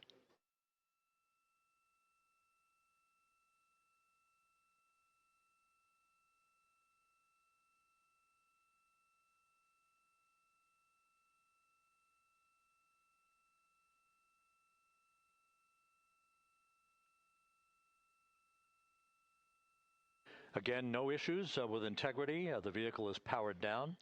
All of its systems are now safed. We have handed over mission authority to the Exploration Ground Systems folks in the Pacific, but we will not stand down and have the entry flight control team depart its positions until that inflatable raft, the front porch, is erected, the hatch open, and the crew having exited the vehicle. So that's the next step in the recovery process that will lead to the hoisting of the crew members. For 2 crew members for each helicopter, they'll be hoisted to a pair of Navy helicopters that will then fly a short distance back to the USS John P. Murtha. What you're looking at is one of the fast boats circling the vehicle to make a hazard assessment.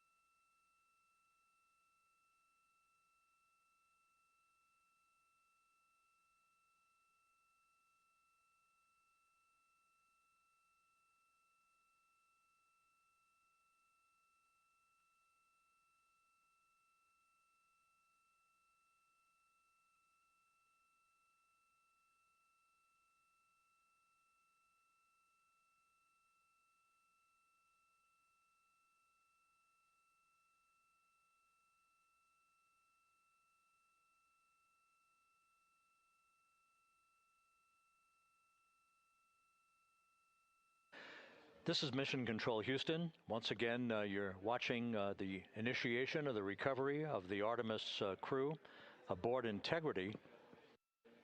All of the Navy divers and the fast boats are now approaching the spacecraft after conducting a hazard assessment. The vehicle has been powered down.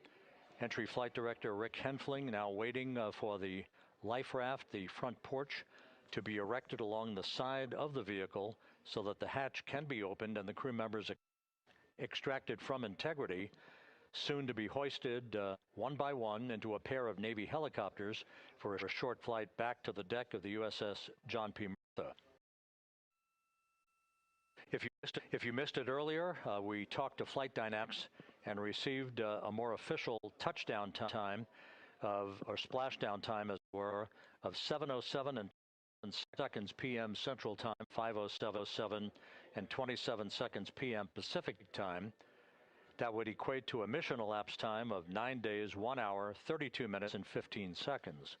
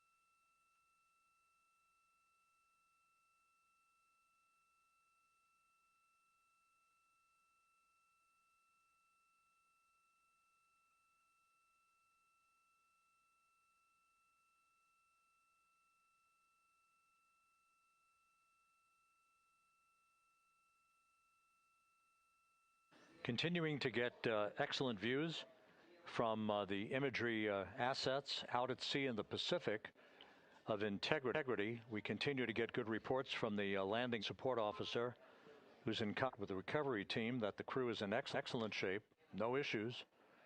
They're just currently waiting for the front porch to be erected. We have no hazardous we have no hazard gases, no hazardous situation with the vehicle. It performed perfectly all the way down from entry interface down in the Pacific at 7:07 and 27 seconds p.m. Central Time. And as you can see, the first phalanx of recovery personnel now pulling up along of Integrity.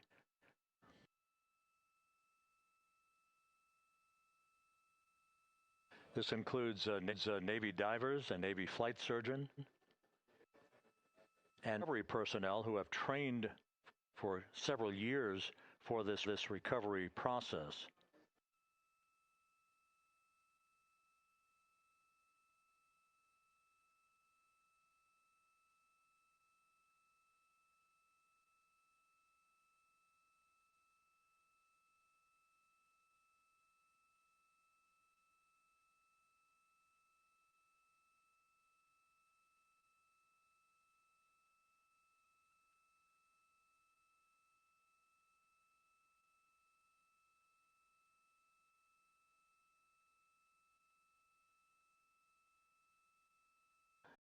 Some 41 minutes following splashdown, the vehicle has been powered down. There's no hazard emanating from the vehicle. That's why the first team of recovery personnel has been able to pull alongside Integrity, and the reports continue to come in that the 4 astronauts are in excellent shape.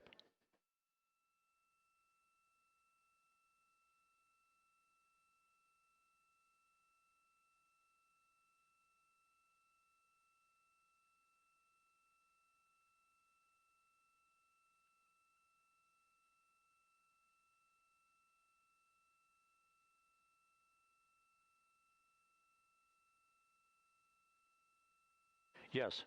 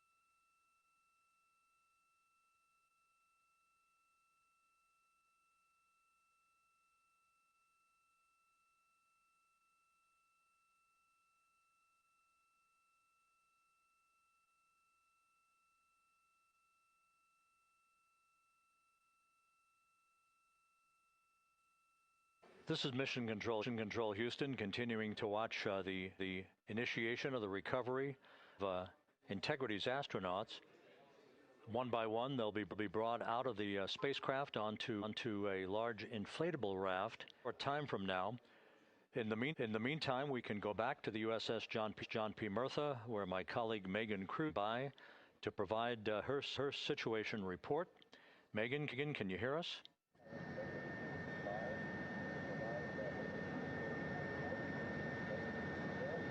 Hey, Rob, yes, I can hear you. Thank you. Yeah, we're back here on the bow of the recovery ship where there are still plenty of people peering out into the water, not very far from the action everyone is seeing on their screen now. The Integrity in the ocean, surrounded by a number of recovery boats. As Rob has been saying, in those recovery boats, NASA and Navy personnel specifically trained to get the astronauts out of Orion.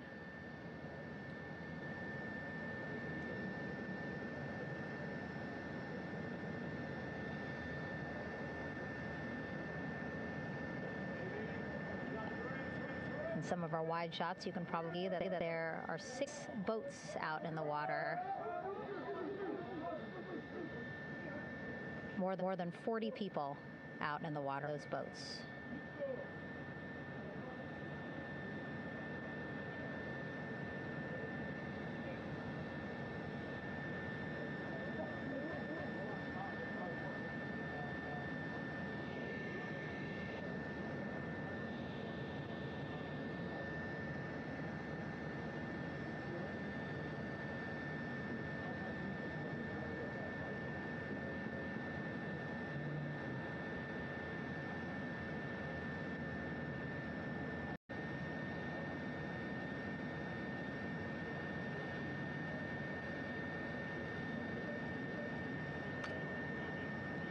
First order of business, to set up the front porch and the stabilization collar.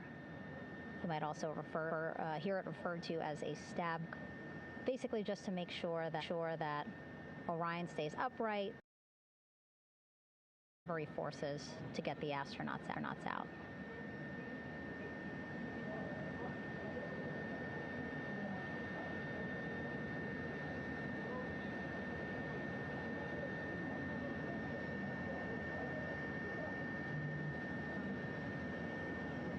Again, we splashed down in the Pacific Ocean just after 5 p.m. Pacific time here.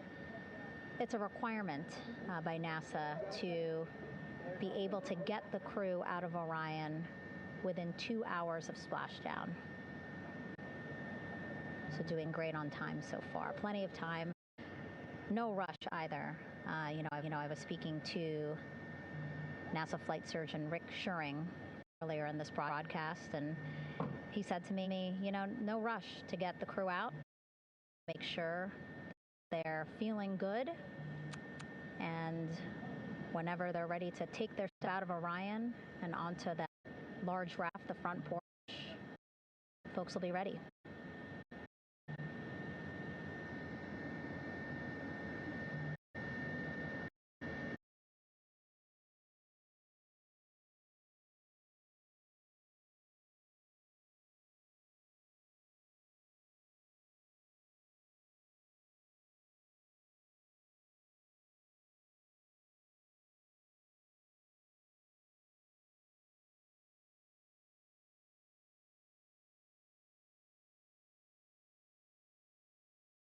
And it was just reported out that the side hatch is open.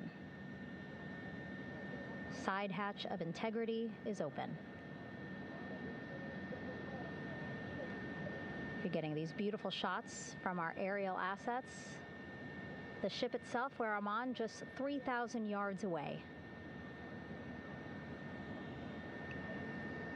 Again, plenty of people on the boat here, glued to the side closest to where they can see all this action. And again, with just 3,000 yards separating us, great views from the bow here.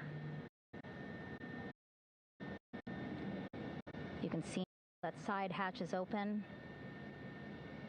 One of the Navy personnel is about to get inside there.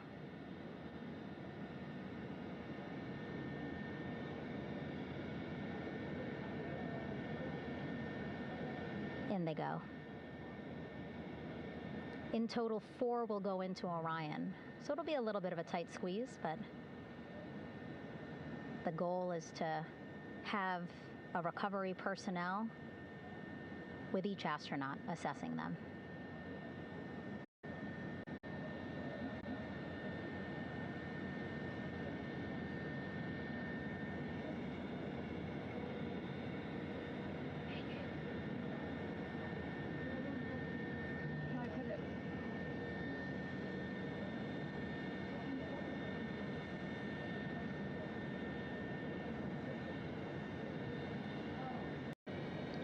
Boat's getting closer now. Again, that one that's right up against Orion, those are the divers that will go in to the spacecraft to check on each of the astronauts. These other boats will begin doing a number of things, putting on that stabilization collar onto Orion, building that front porch. Eventually, they will retrieve the parachutes, as well as tow Orion back to the well deck of the recovery ship here.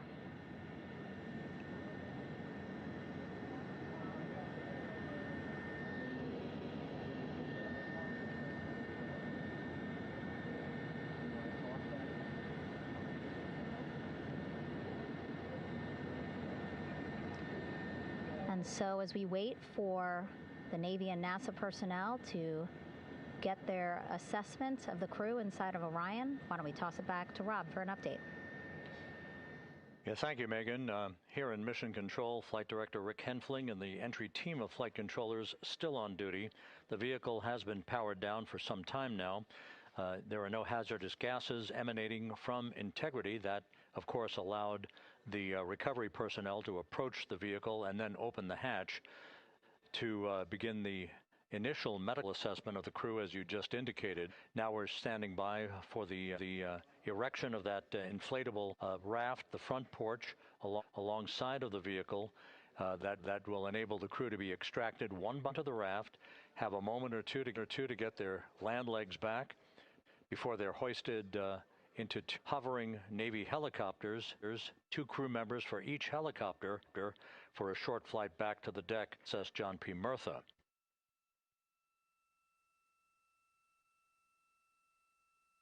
Integrity's systems operated flawlessly throughout the course of the approach to the Earth, the entry into the Earth's atmosphere, and all of the key milestones on this high-speed return to Earth for Integrity, a mission that spanned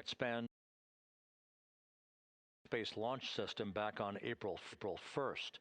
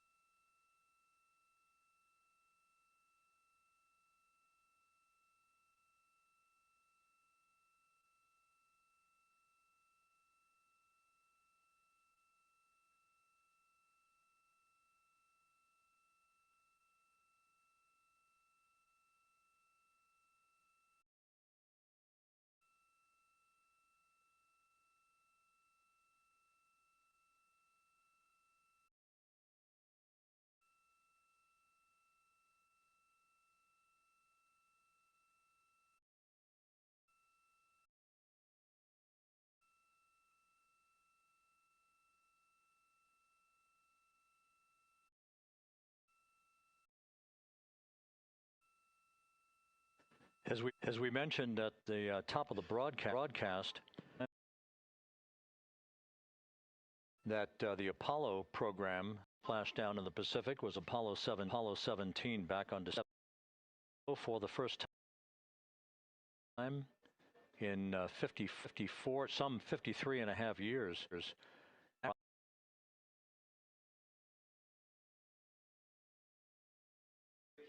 That began with a trans-lunar injection burn that took them out of Earth orbit following 24 hours of a high Earth orbit trajectory. The high Earth orbit trajectory enabled flight controllers here to have a full 24 hours to evaluate the systems on Integrity and the condition of the crew before they would commit to flying to the moon.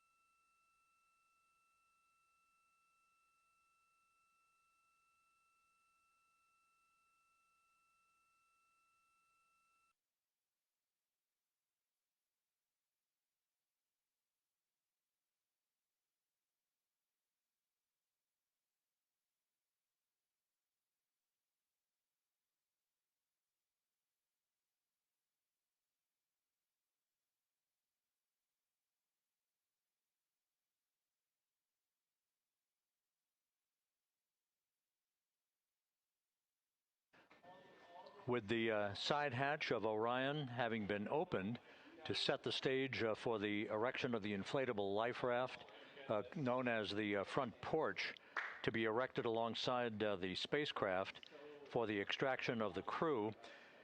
Let's play for you an interview that my colleague Megan Cruz conducted on the USS John P. Murtha with Navy diver First Class David McMahon that explains how this process is unfolding. Okay, Davey, so you and some of your team, one last look over of the stabilization collar, correct? Yes, ma'am. Okay, so what is this stabilization collar? This is what's going to stabilize the capsule out there in the ocean. We don't know how good the weather or the waves will be that day, so this will help prevent any unnecessary occurrences from happening, stabilizing the capsule and the astronauts inside.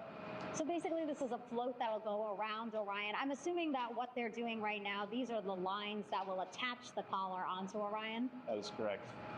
And so what are they doing here? So we've got the lower line that will secure the inflation device before we inflate it. That gives us the go-ahead that it's secure in its space, and then we'll inflate it, and then once that is done, we'll undo all the carabiners and get this orange line on top tied in the same fashion, and then this will be secured to the capsule, and the astronauts can safely take their first steps out of the capsule onto the front porch. Okay, and how long will it take them to set up the stabilization collar? We should definitely be able to handle this in under 10 minutes. Okay, wow. And then you just mentioned the front porch. So basically after they set up the stabilization collar, then they set up what's called the front porch here. That's correct. Okay, and what's the front porch? Front porch is basically a bigger waiting room for the astronauts to sit in while we wait for the helicopters to show up and grab them. Okay, so the medical team that was inside with the crew, they're going to help them out and onto the front porch? That is correct. And then what happens here? We have higher trained medical personnel also on board the front porch that will give them lookovers and just make sure they're okay while we wait for the helicopters to show up. Okay. How does it feel, I mean, your team, you, to be part of a mission that's returning astronauts from the moon in more than 50 years? We all feel extremely honored to be a part of this, as well as a bigger mission for the Navy and joining up with NASA to do great things. Mm-hmm. And do you feel like you and your team are ready? Yes, very ready. Cool. All right, thank you so much. Thank you.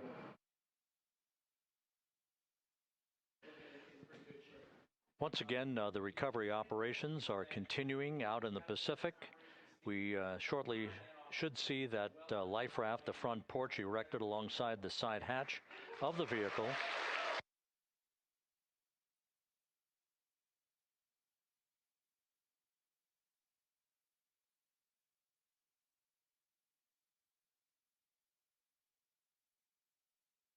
A number of flight controllers have come into the flight control room to receive congratulations from Entry Flight Director Rick Henfling. But we're going to stick with our operations out in the Pacific as we await the extraction of the 4 crew members who are reported to be in excellent condition.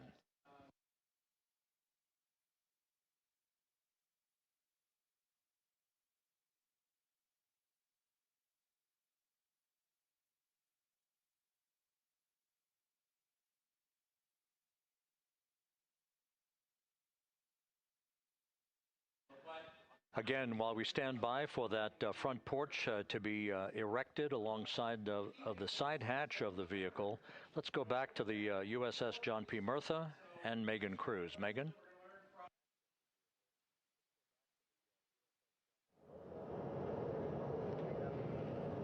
Hey, Rob. Pausing now to listen to some internal audio loops. Again, the operations team here on the ship communicating with everyone out on the water. It seems like currents are hindering them a little bit from unfurling and inflating the stabilization collar as well as the front porch.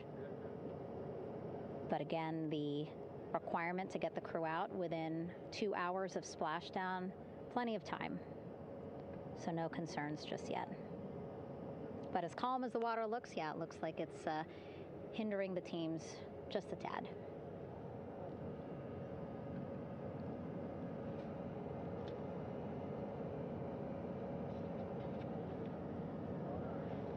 You can see in some of our shots that side hatch still open. Again, inside there are now 8 people inside. 4 divers, Navy divers, all with medical training, each assigned to an astronaut each. Making sure that they're comfortable, feeling good.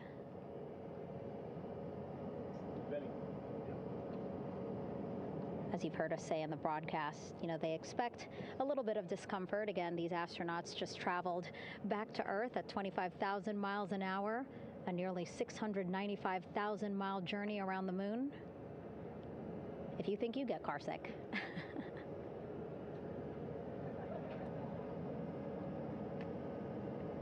Again, 6 boats out there, lots of gear with them, just in case, right?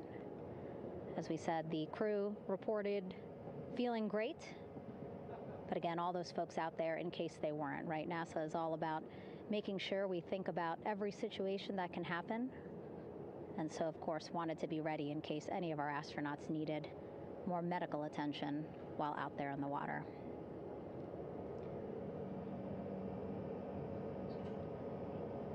You see now teams, again, trying to set up the stabilization collar and front porch for the crew to get out of Orion. They need both, right? The stabilization collar will keep Orion from swaying as you see it is doing now.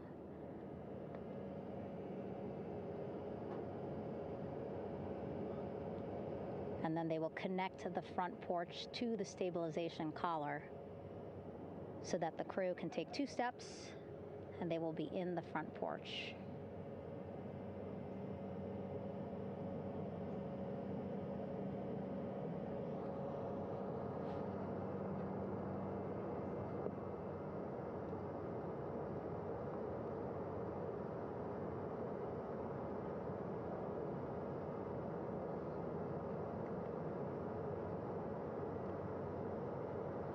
Not a lot of chatter on the mission audio loops. That's a good thing.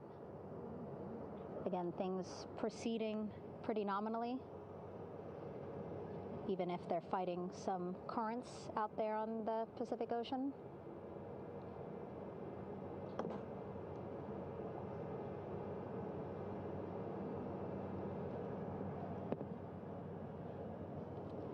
Again, the goal, setting up the stabilization collar and the front porch so that the crew can rest comfortably in the front porch, get placed into harnesses so that 2 helicopters can lift them off the front porch and onto the USS John Murtha here.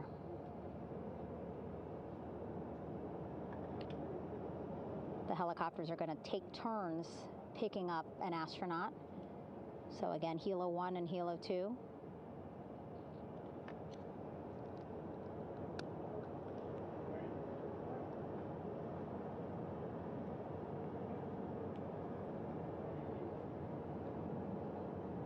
Okay, and the recovery team here on the ship just got a report from the undersea medical officer who is inside the capsule with the crew.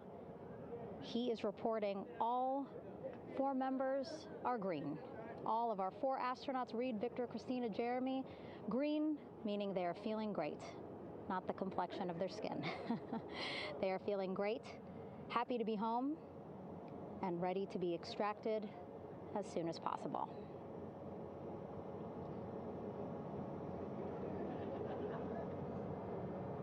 And so, as I was saying, we have 2 helicopters circling the activity you're seeing on the water right now. Each will take turns picking up an astronaut. So Helo 1 will come on in, hover above the front porch, about 40 feet above the front porch.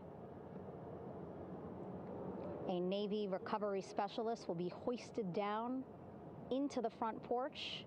The restricted maneuvering doctrine is in effect. Will connect to the first astronaut, which we're expecting to be Christina. And then Helo 2 comes around, picks up Jeremy, while Helo 1 stays above head, and then Helo 1 will come back in for another astronaut, and then Helo 2 for the last astronaut, and then back to the flight deck here on the recovery ship.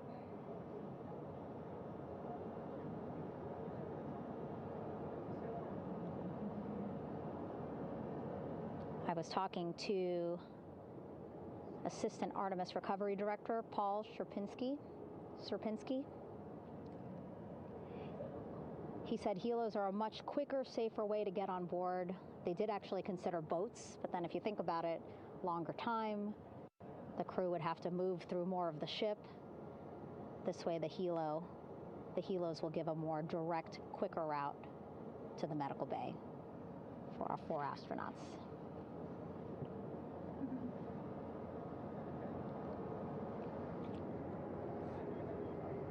Beautiful shots from our aerial and imagery teams.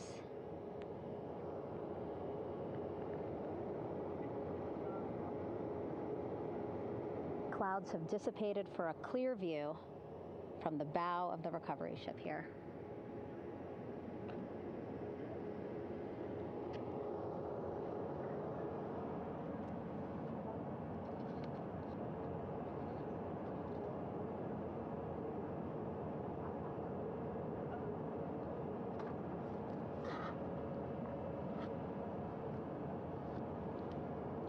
You can still see divers in the water there. Encircling Orion, that is that stabilization collar we've been telling you about. As you saw in that interview just a few minutes ago, they have to first connect it to Orion, and then once it's secured onto Orion, they can inflate it, and then they'll further secure it with other harnesses and lines.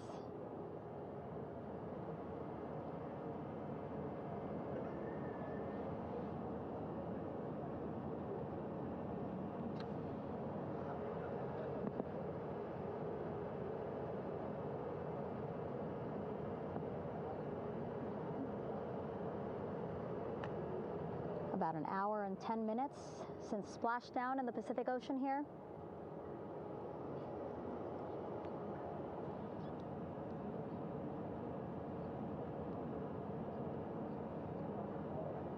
Reed, Victor, Christina, and Jeremy back home after a history-making mission to the moon and back.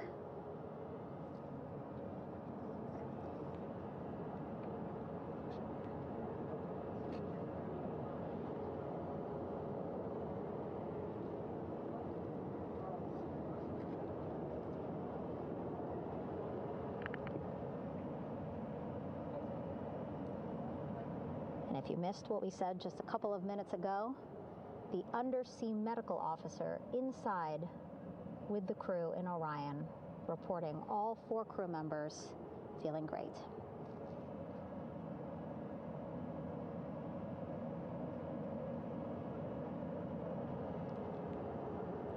Progress being made there on the stabilization collar. It looks like they are beginning to inflate it.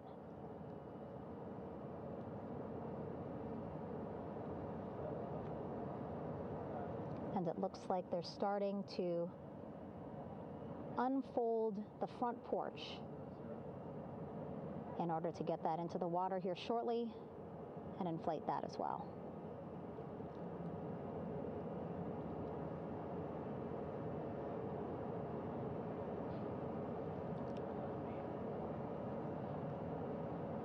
Again, more than 40 people out in the water right now. And those Navy and NASA personnel have been in the water for now about 4 hours.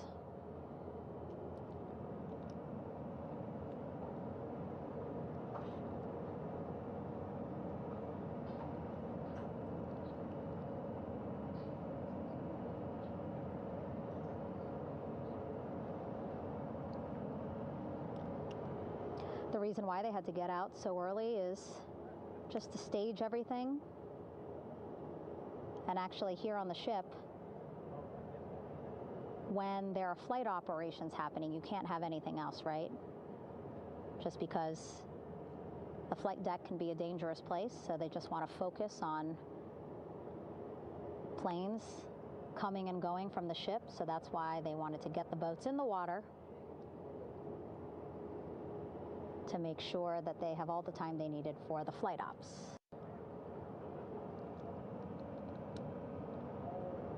And then the same crew here out in the water, they will stay out in the water for a number of hours after we recover the crew and get them back on the ship, because then they have to recover Orion.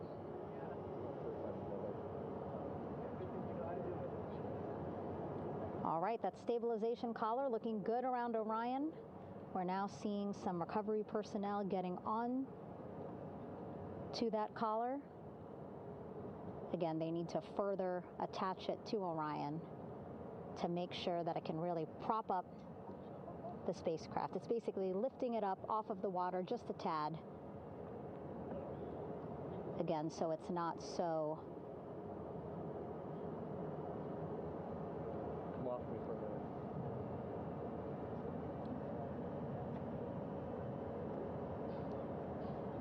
so it doesn't sway so much in the water there.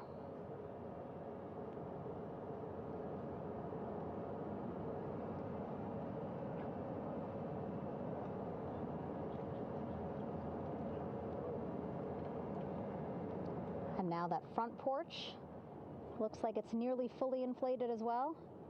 You can see a much larger surface area.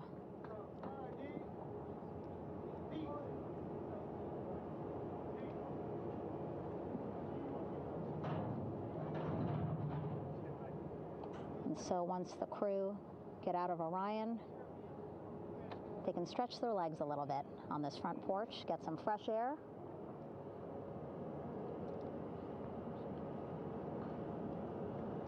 And enjoy this beautiful day here on their home planet.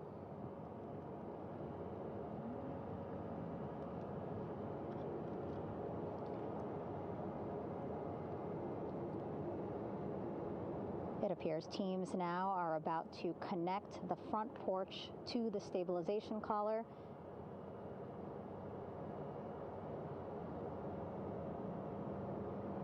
And at that point, when both are secure, we should soon see astronauts come out of Orion.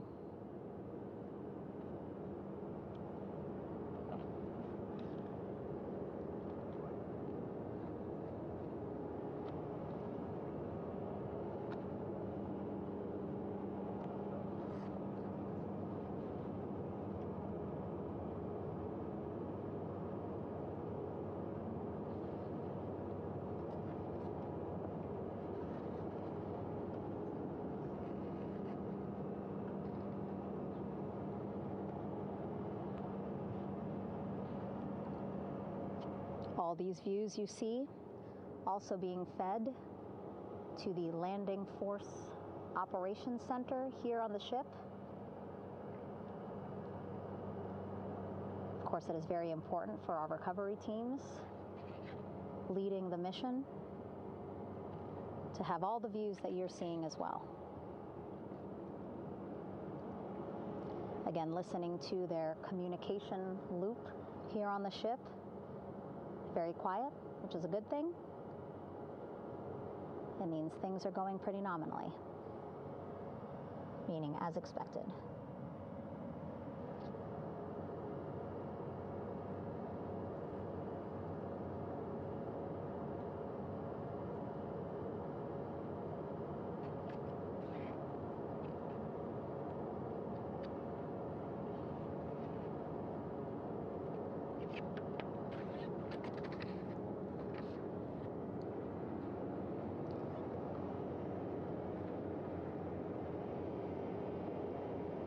Again, all this activity happening just 3,000 yards away from the ship. So that means this will be a very quick flight back on the helicopters for the crew. 2-3 minutes, and then they'll be back here on the ship. I know.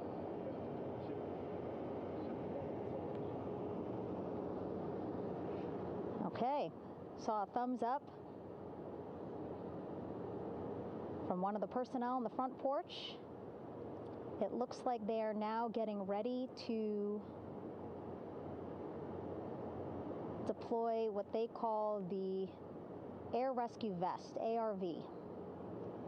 And so this is the harness that each crew member will get into in order to be hoisted into the helicopters. Again, those helicopters hovering just about 40 feet above the front porch when they're ready to pick up each crew member.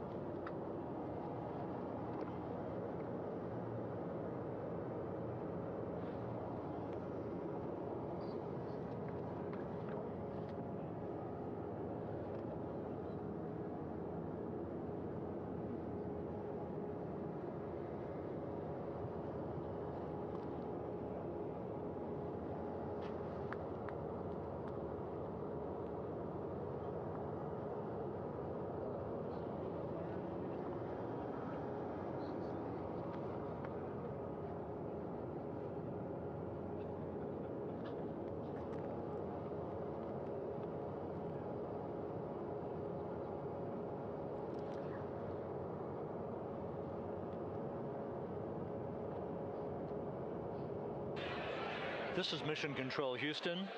Behind me, a fairly raucous scene as hundreds of flight controllers have poured into the flight control room here. This is reminiscent of the scene after the final shuttle mission of STS-135, although that was the end of a program. This is only the beginning of a program with the textbook splashdown of Integrity and its 4 astronauts. We're standing by for the crew to be extracted from the spacecraft. Entry Flight Director Rick Henfling invited all of these flight controllers who have contributed to this mission to enter the flight control room, to have an opportunity to receive well wishes and to share the mutual glow that exists in the wake of a textbook mission for Integrity. On the front screen here in Mission Control, a sign that says "Welcome Home, Integrity," taking humanity back to the moon, going further, and returning safely to Earth. So all of that jubilation, part of the post-splashdown activities, even as we await the crew being extracted from the vehicle to be hoisted onto Navy helicopters for the trip back to the USS John P. Murtha.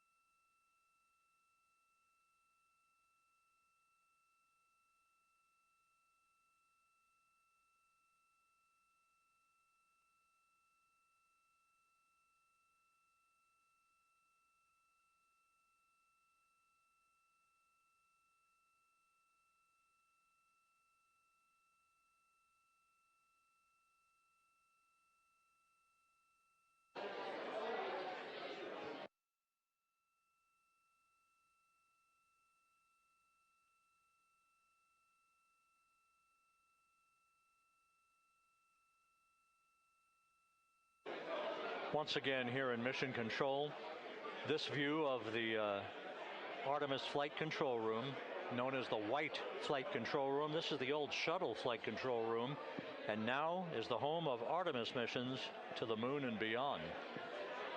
Once again, quite a few flight controllers were invited in by Entry Flight Director Rick Henfling to share in the jubilation following the successful splashdown of Integrity.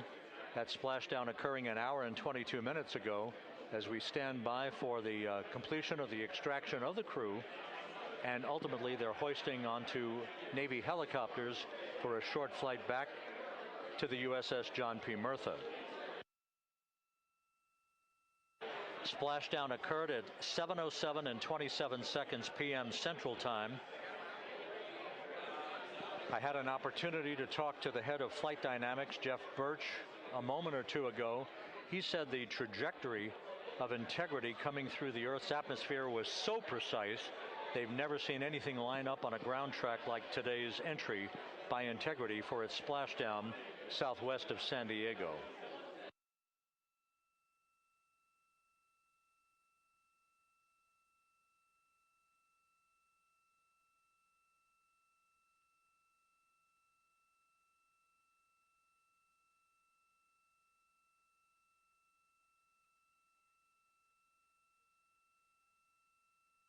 And the initial, you can hear it.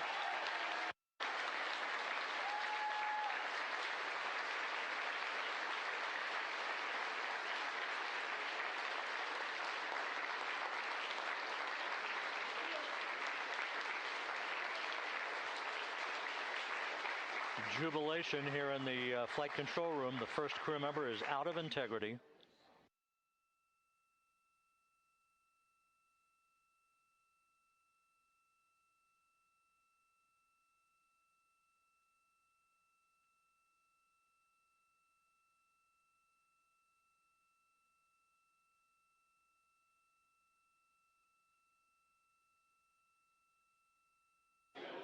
We are expecting the other crew members momentarily to be extracted.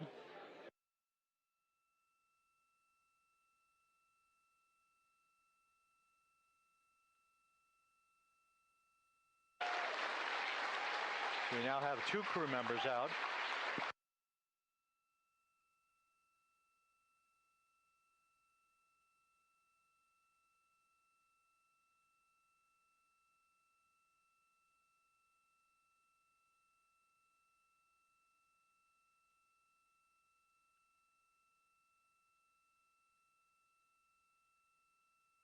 Two crew members out, 2 to go.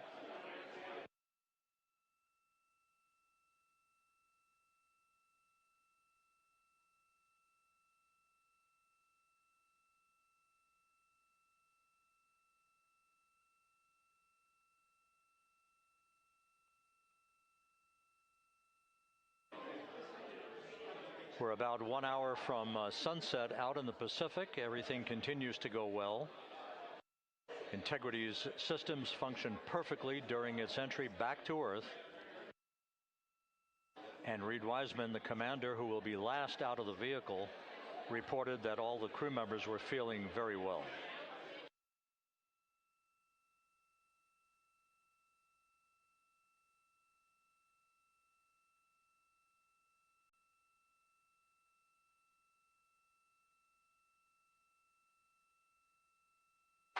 Crew member number 3 now out.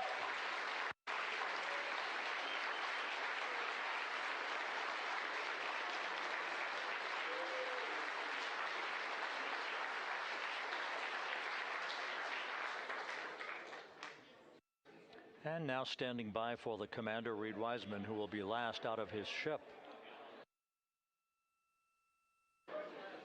Bobbing in the Pacific under almost ideal conditions, Integrity spanned 694,000 miles during its journey from launch to splashdown.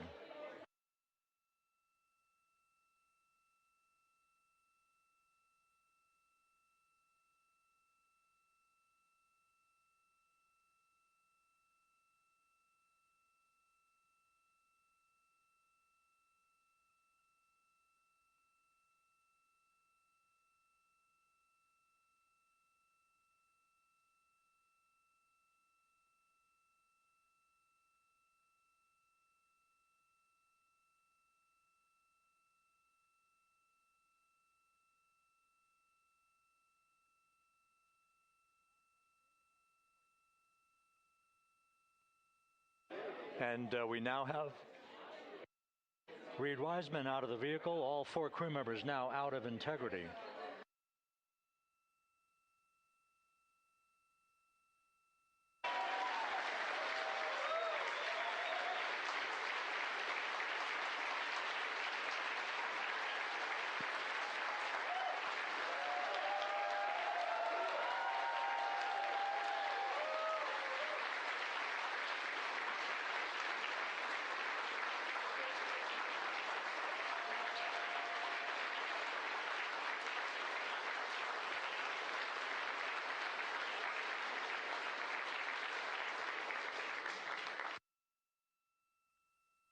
Once again, all 4 crew members now on the front porch, and the procedure to begin hoisting them up to these 2 Navy helicopters hovering overhead will begin shortly.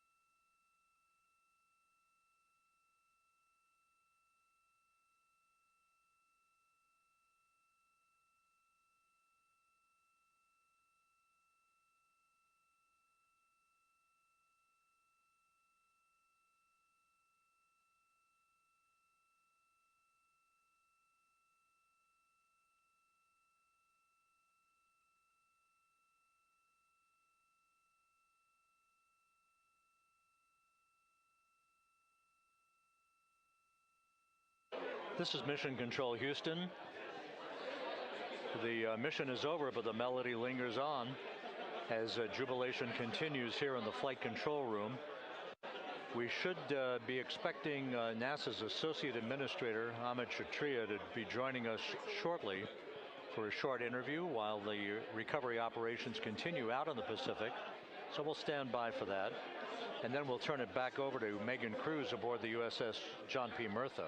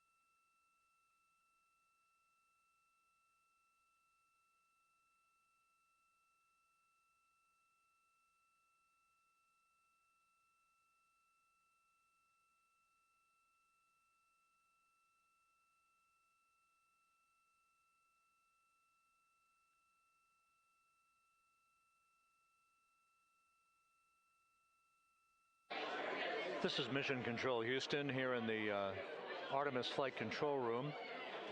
A number of flight controllers basking in the glory of the successful end of this mission that carried 4 astronauts around the moon on a lunar flyby, and the first test flight of Orion with crew members on board. Splashdown occurring an hour and 32 minutes ago after a flawless descent back into the Earth's atmosphere for the vehicle. Its 4 crew members in good shape, simply enjoying their time right now on the front porch, as it were, the inflatable raft alongside of their Integrity spacecraft. We're expecting Amit Kshatriya, the NASA Associate Administrator, to join us here momentarily for a brief interview before we turn it back over to Megan Cruz aboard the USS John P. Murtha, the recovery ship.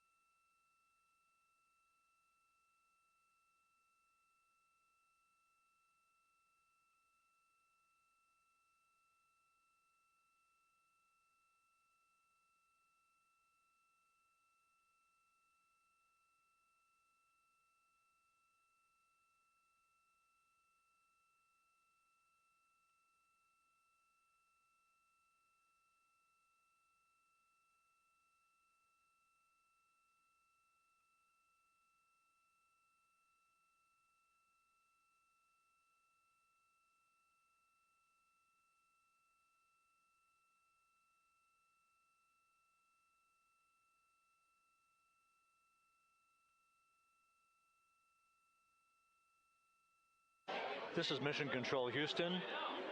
We're about an hour and 34 minutes since the textbook splashdown of integrity in the Pacific to bring home our astronauts. And with us now is Amit Kshatriya, the NASA Associate Administrator. Amit, a little bit of history made tonight, a little bit of history made over the past few weeks. Your thoughts as this team here basks in the glow of what they just accomplished? Yeah, Rob, we're here in the control center, and it's kind of overrun with jubilant folks in the Mission Control Houston, as well as engineering, and folks that just want to be here, part of it, as we watch our crew get extracted from the vehicle. And you know, my thought is always about these teams. The team that's in the water right now, pulling the crew out. The team here in Houston that worked so hard over the last 10 days, no sleep to get this done.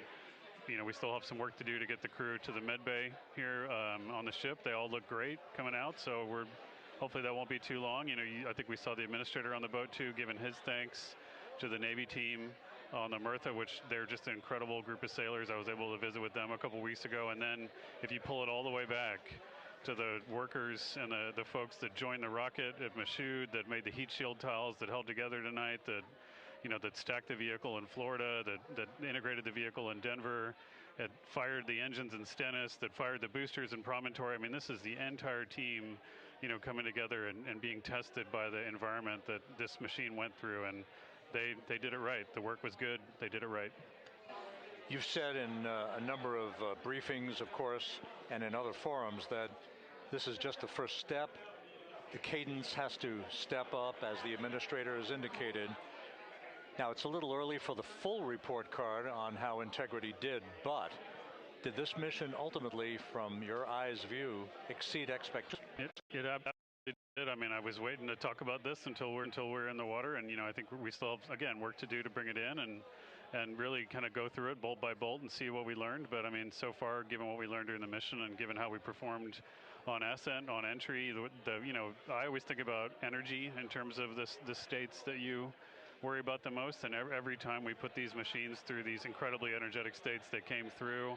So I'm fairly confident that we made a big step tonight to get us on the path towards the surface. I think the path to the surface is open now. We do have to do all the work, and we'll make sure we talk about that as cleanly as we can. We learned a few things during the mission, but I have to tell you, this was an incredible test of an incredible machine.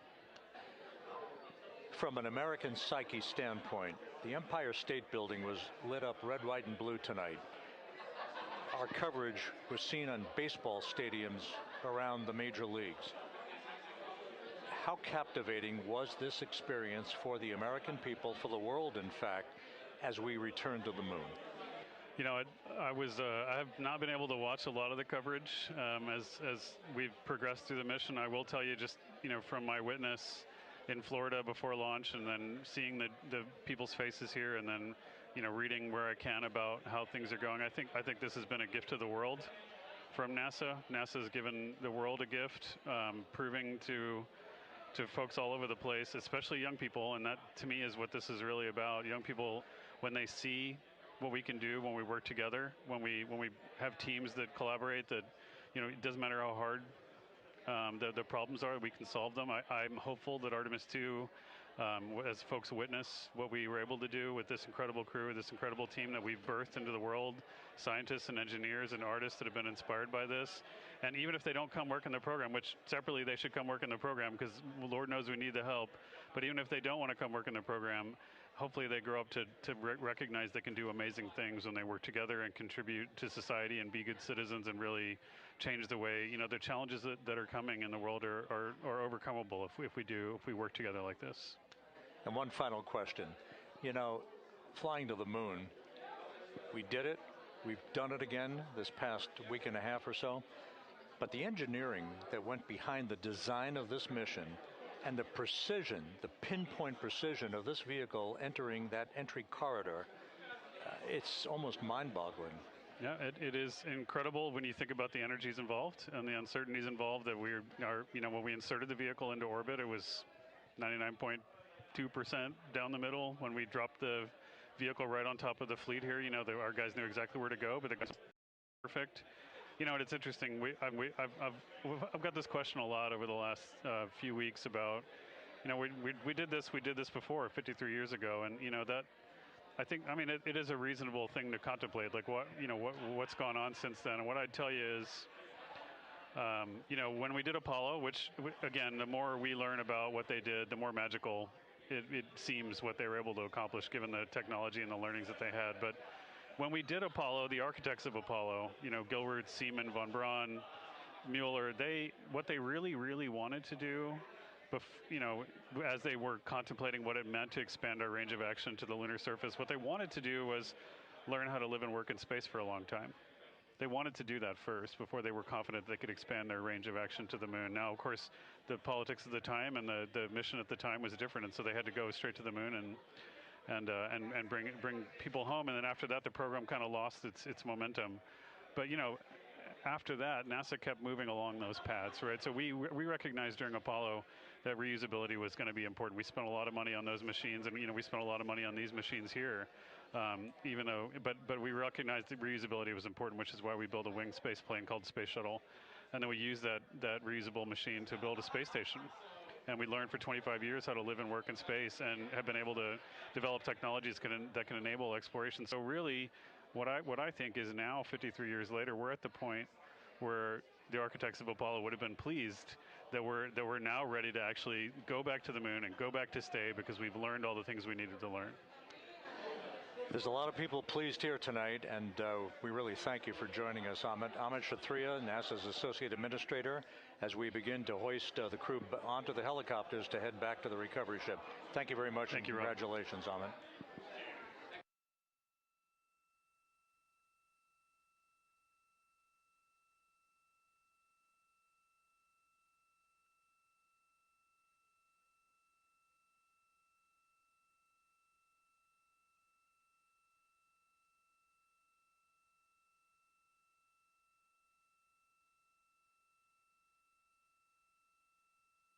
This is Mission Control Houston, with the crew members now beginning to be hoisted aboard the Navy helicopters. Let's go to Megan Cruz aboard the USS John P. Murtha, who will take it from here.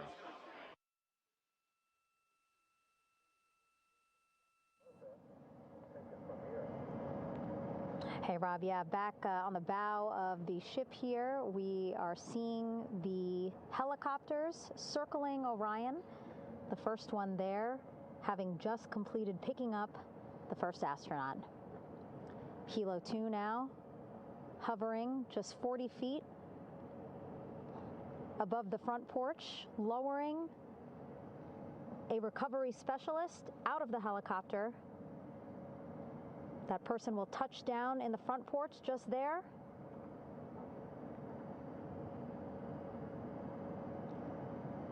The crew members already outfitted with a harness that will allow them to quickly attach to the hoisting device.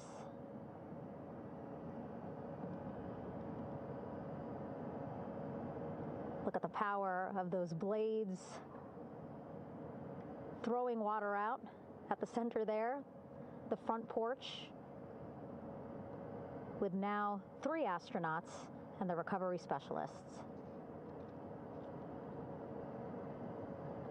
Again, crews already outfitted with a harness vest. And here we go. Second astronaut now off the front porch, getting hoisted into the second helicopter.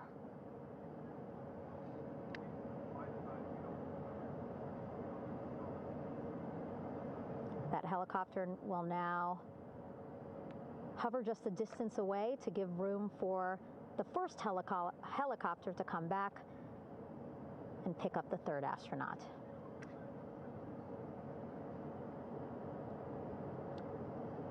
As we wait for that helicopter to come back, make its way back around, just want to mention that the President of the United States called our NASA administrator today while he was on the ship, just minutes after we interviewed him live on our coverage, and congratulated him and NASA on this history-making moment tonight.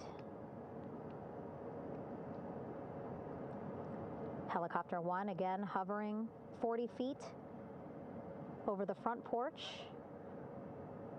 We will soon see another recovery specialist getting lowered onto the front porch.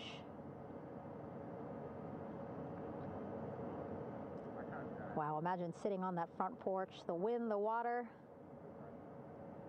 But again, the recovery team determined that a helicopter flight back to the ship here would be safer, faster, and more comfortable for our crew who just completed a 10-day mission around the moon. Third astronaut in the air, getting hoisted quickly back into the first helicopter now.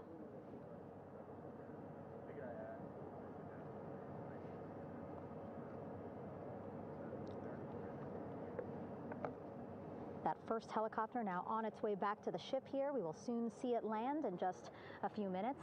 Again, all this action happening just 3,000 yards away from us, so a very quick flight back to the flight deck.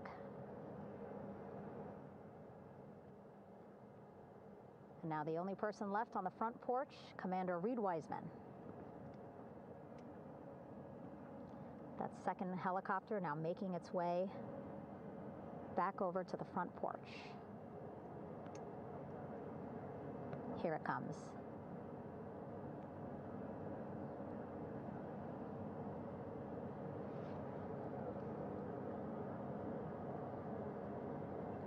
Making its final approach here.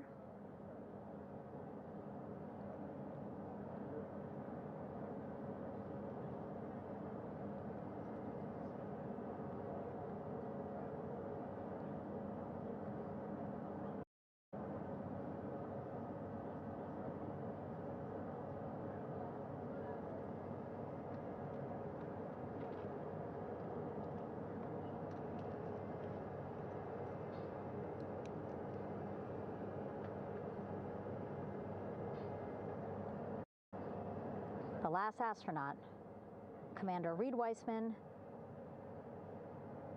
now off the front porch and into the helicopter. Our way back to the ship where we are, the USS John P. Murtha, just west of San Diego in the Pacific Ocean.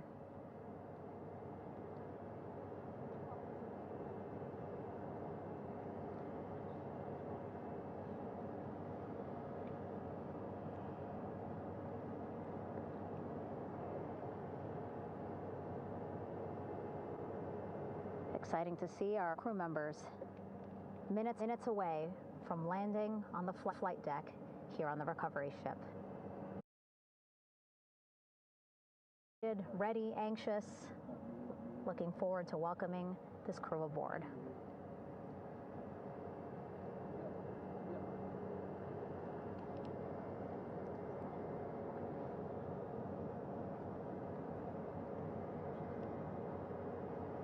Watching them now with our own eyes. Close to the ship here. Hearing them begin to hover on the flight deck, which is just across from us, here on the bow.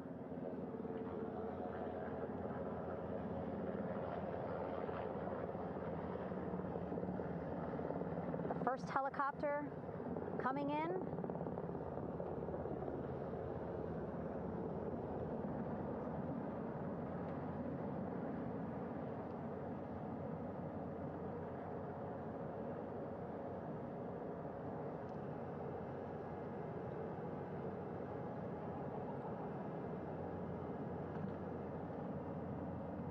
And wheels down.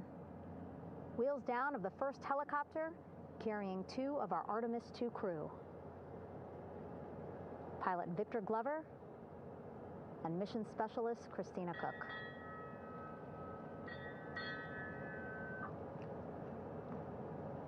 Kilo 1 on deck reported on the recovery loop. Again, the mission audio loops that the recovery team are using here to communicate with one another. And an announcement just made on the ship, integrity incoming. 2 more helicopters on their way to the flight deck, one carrying the crew, the other, one of our imagery helicopters. Again, kudos to our imagery and aerial teams for giving us these beautiful views of history in the making.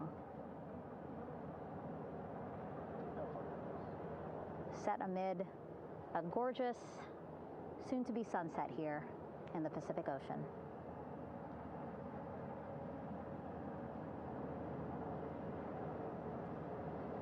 Second helicopter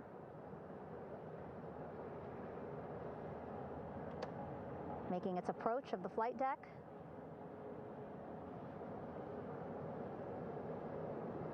Plenty of people here on the bow with their cell phones out, filming this moment.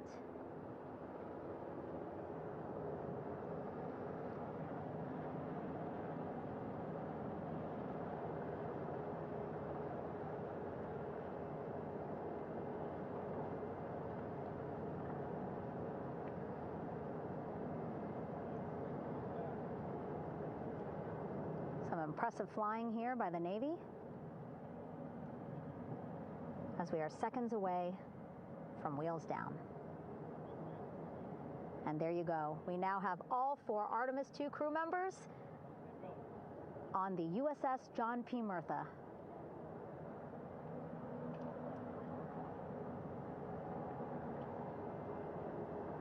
I'm sure they're happy to be out of the water and on this recovery ship with, again, 550 people on board, ready to welcome them home.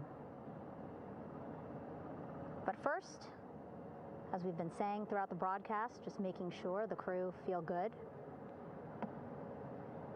We reported that they were feeling good when they were in Orion, but those were just initial, quick, verbal assessments of how they're feeling. Their destination tonight, the medical bay here on the ship, right after we power down the helicopters here.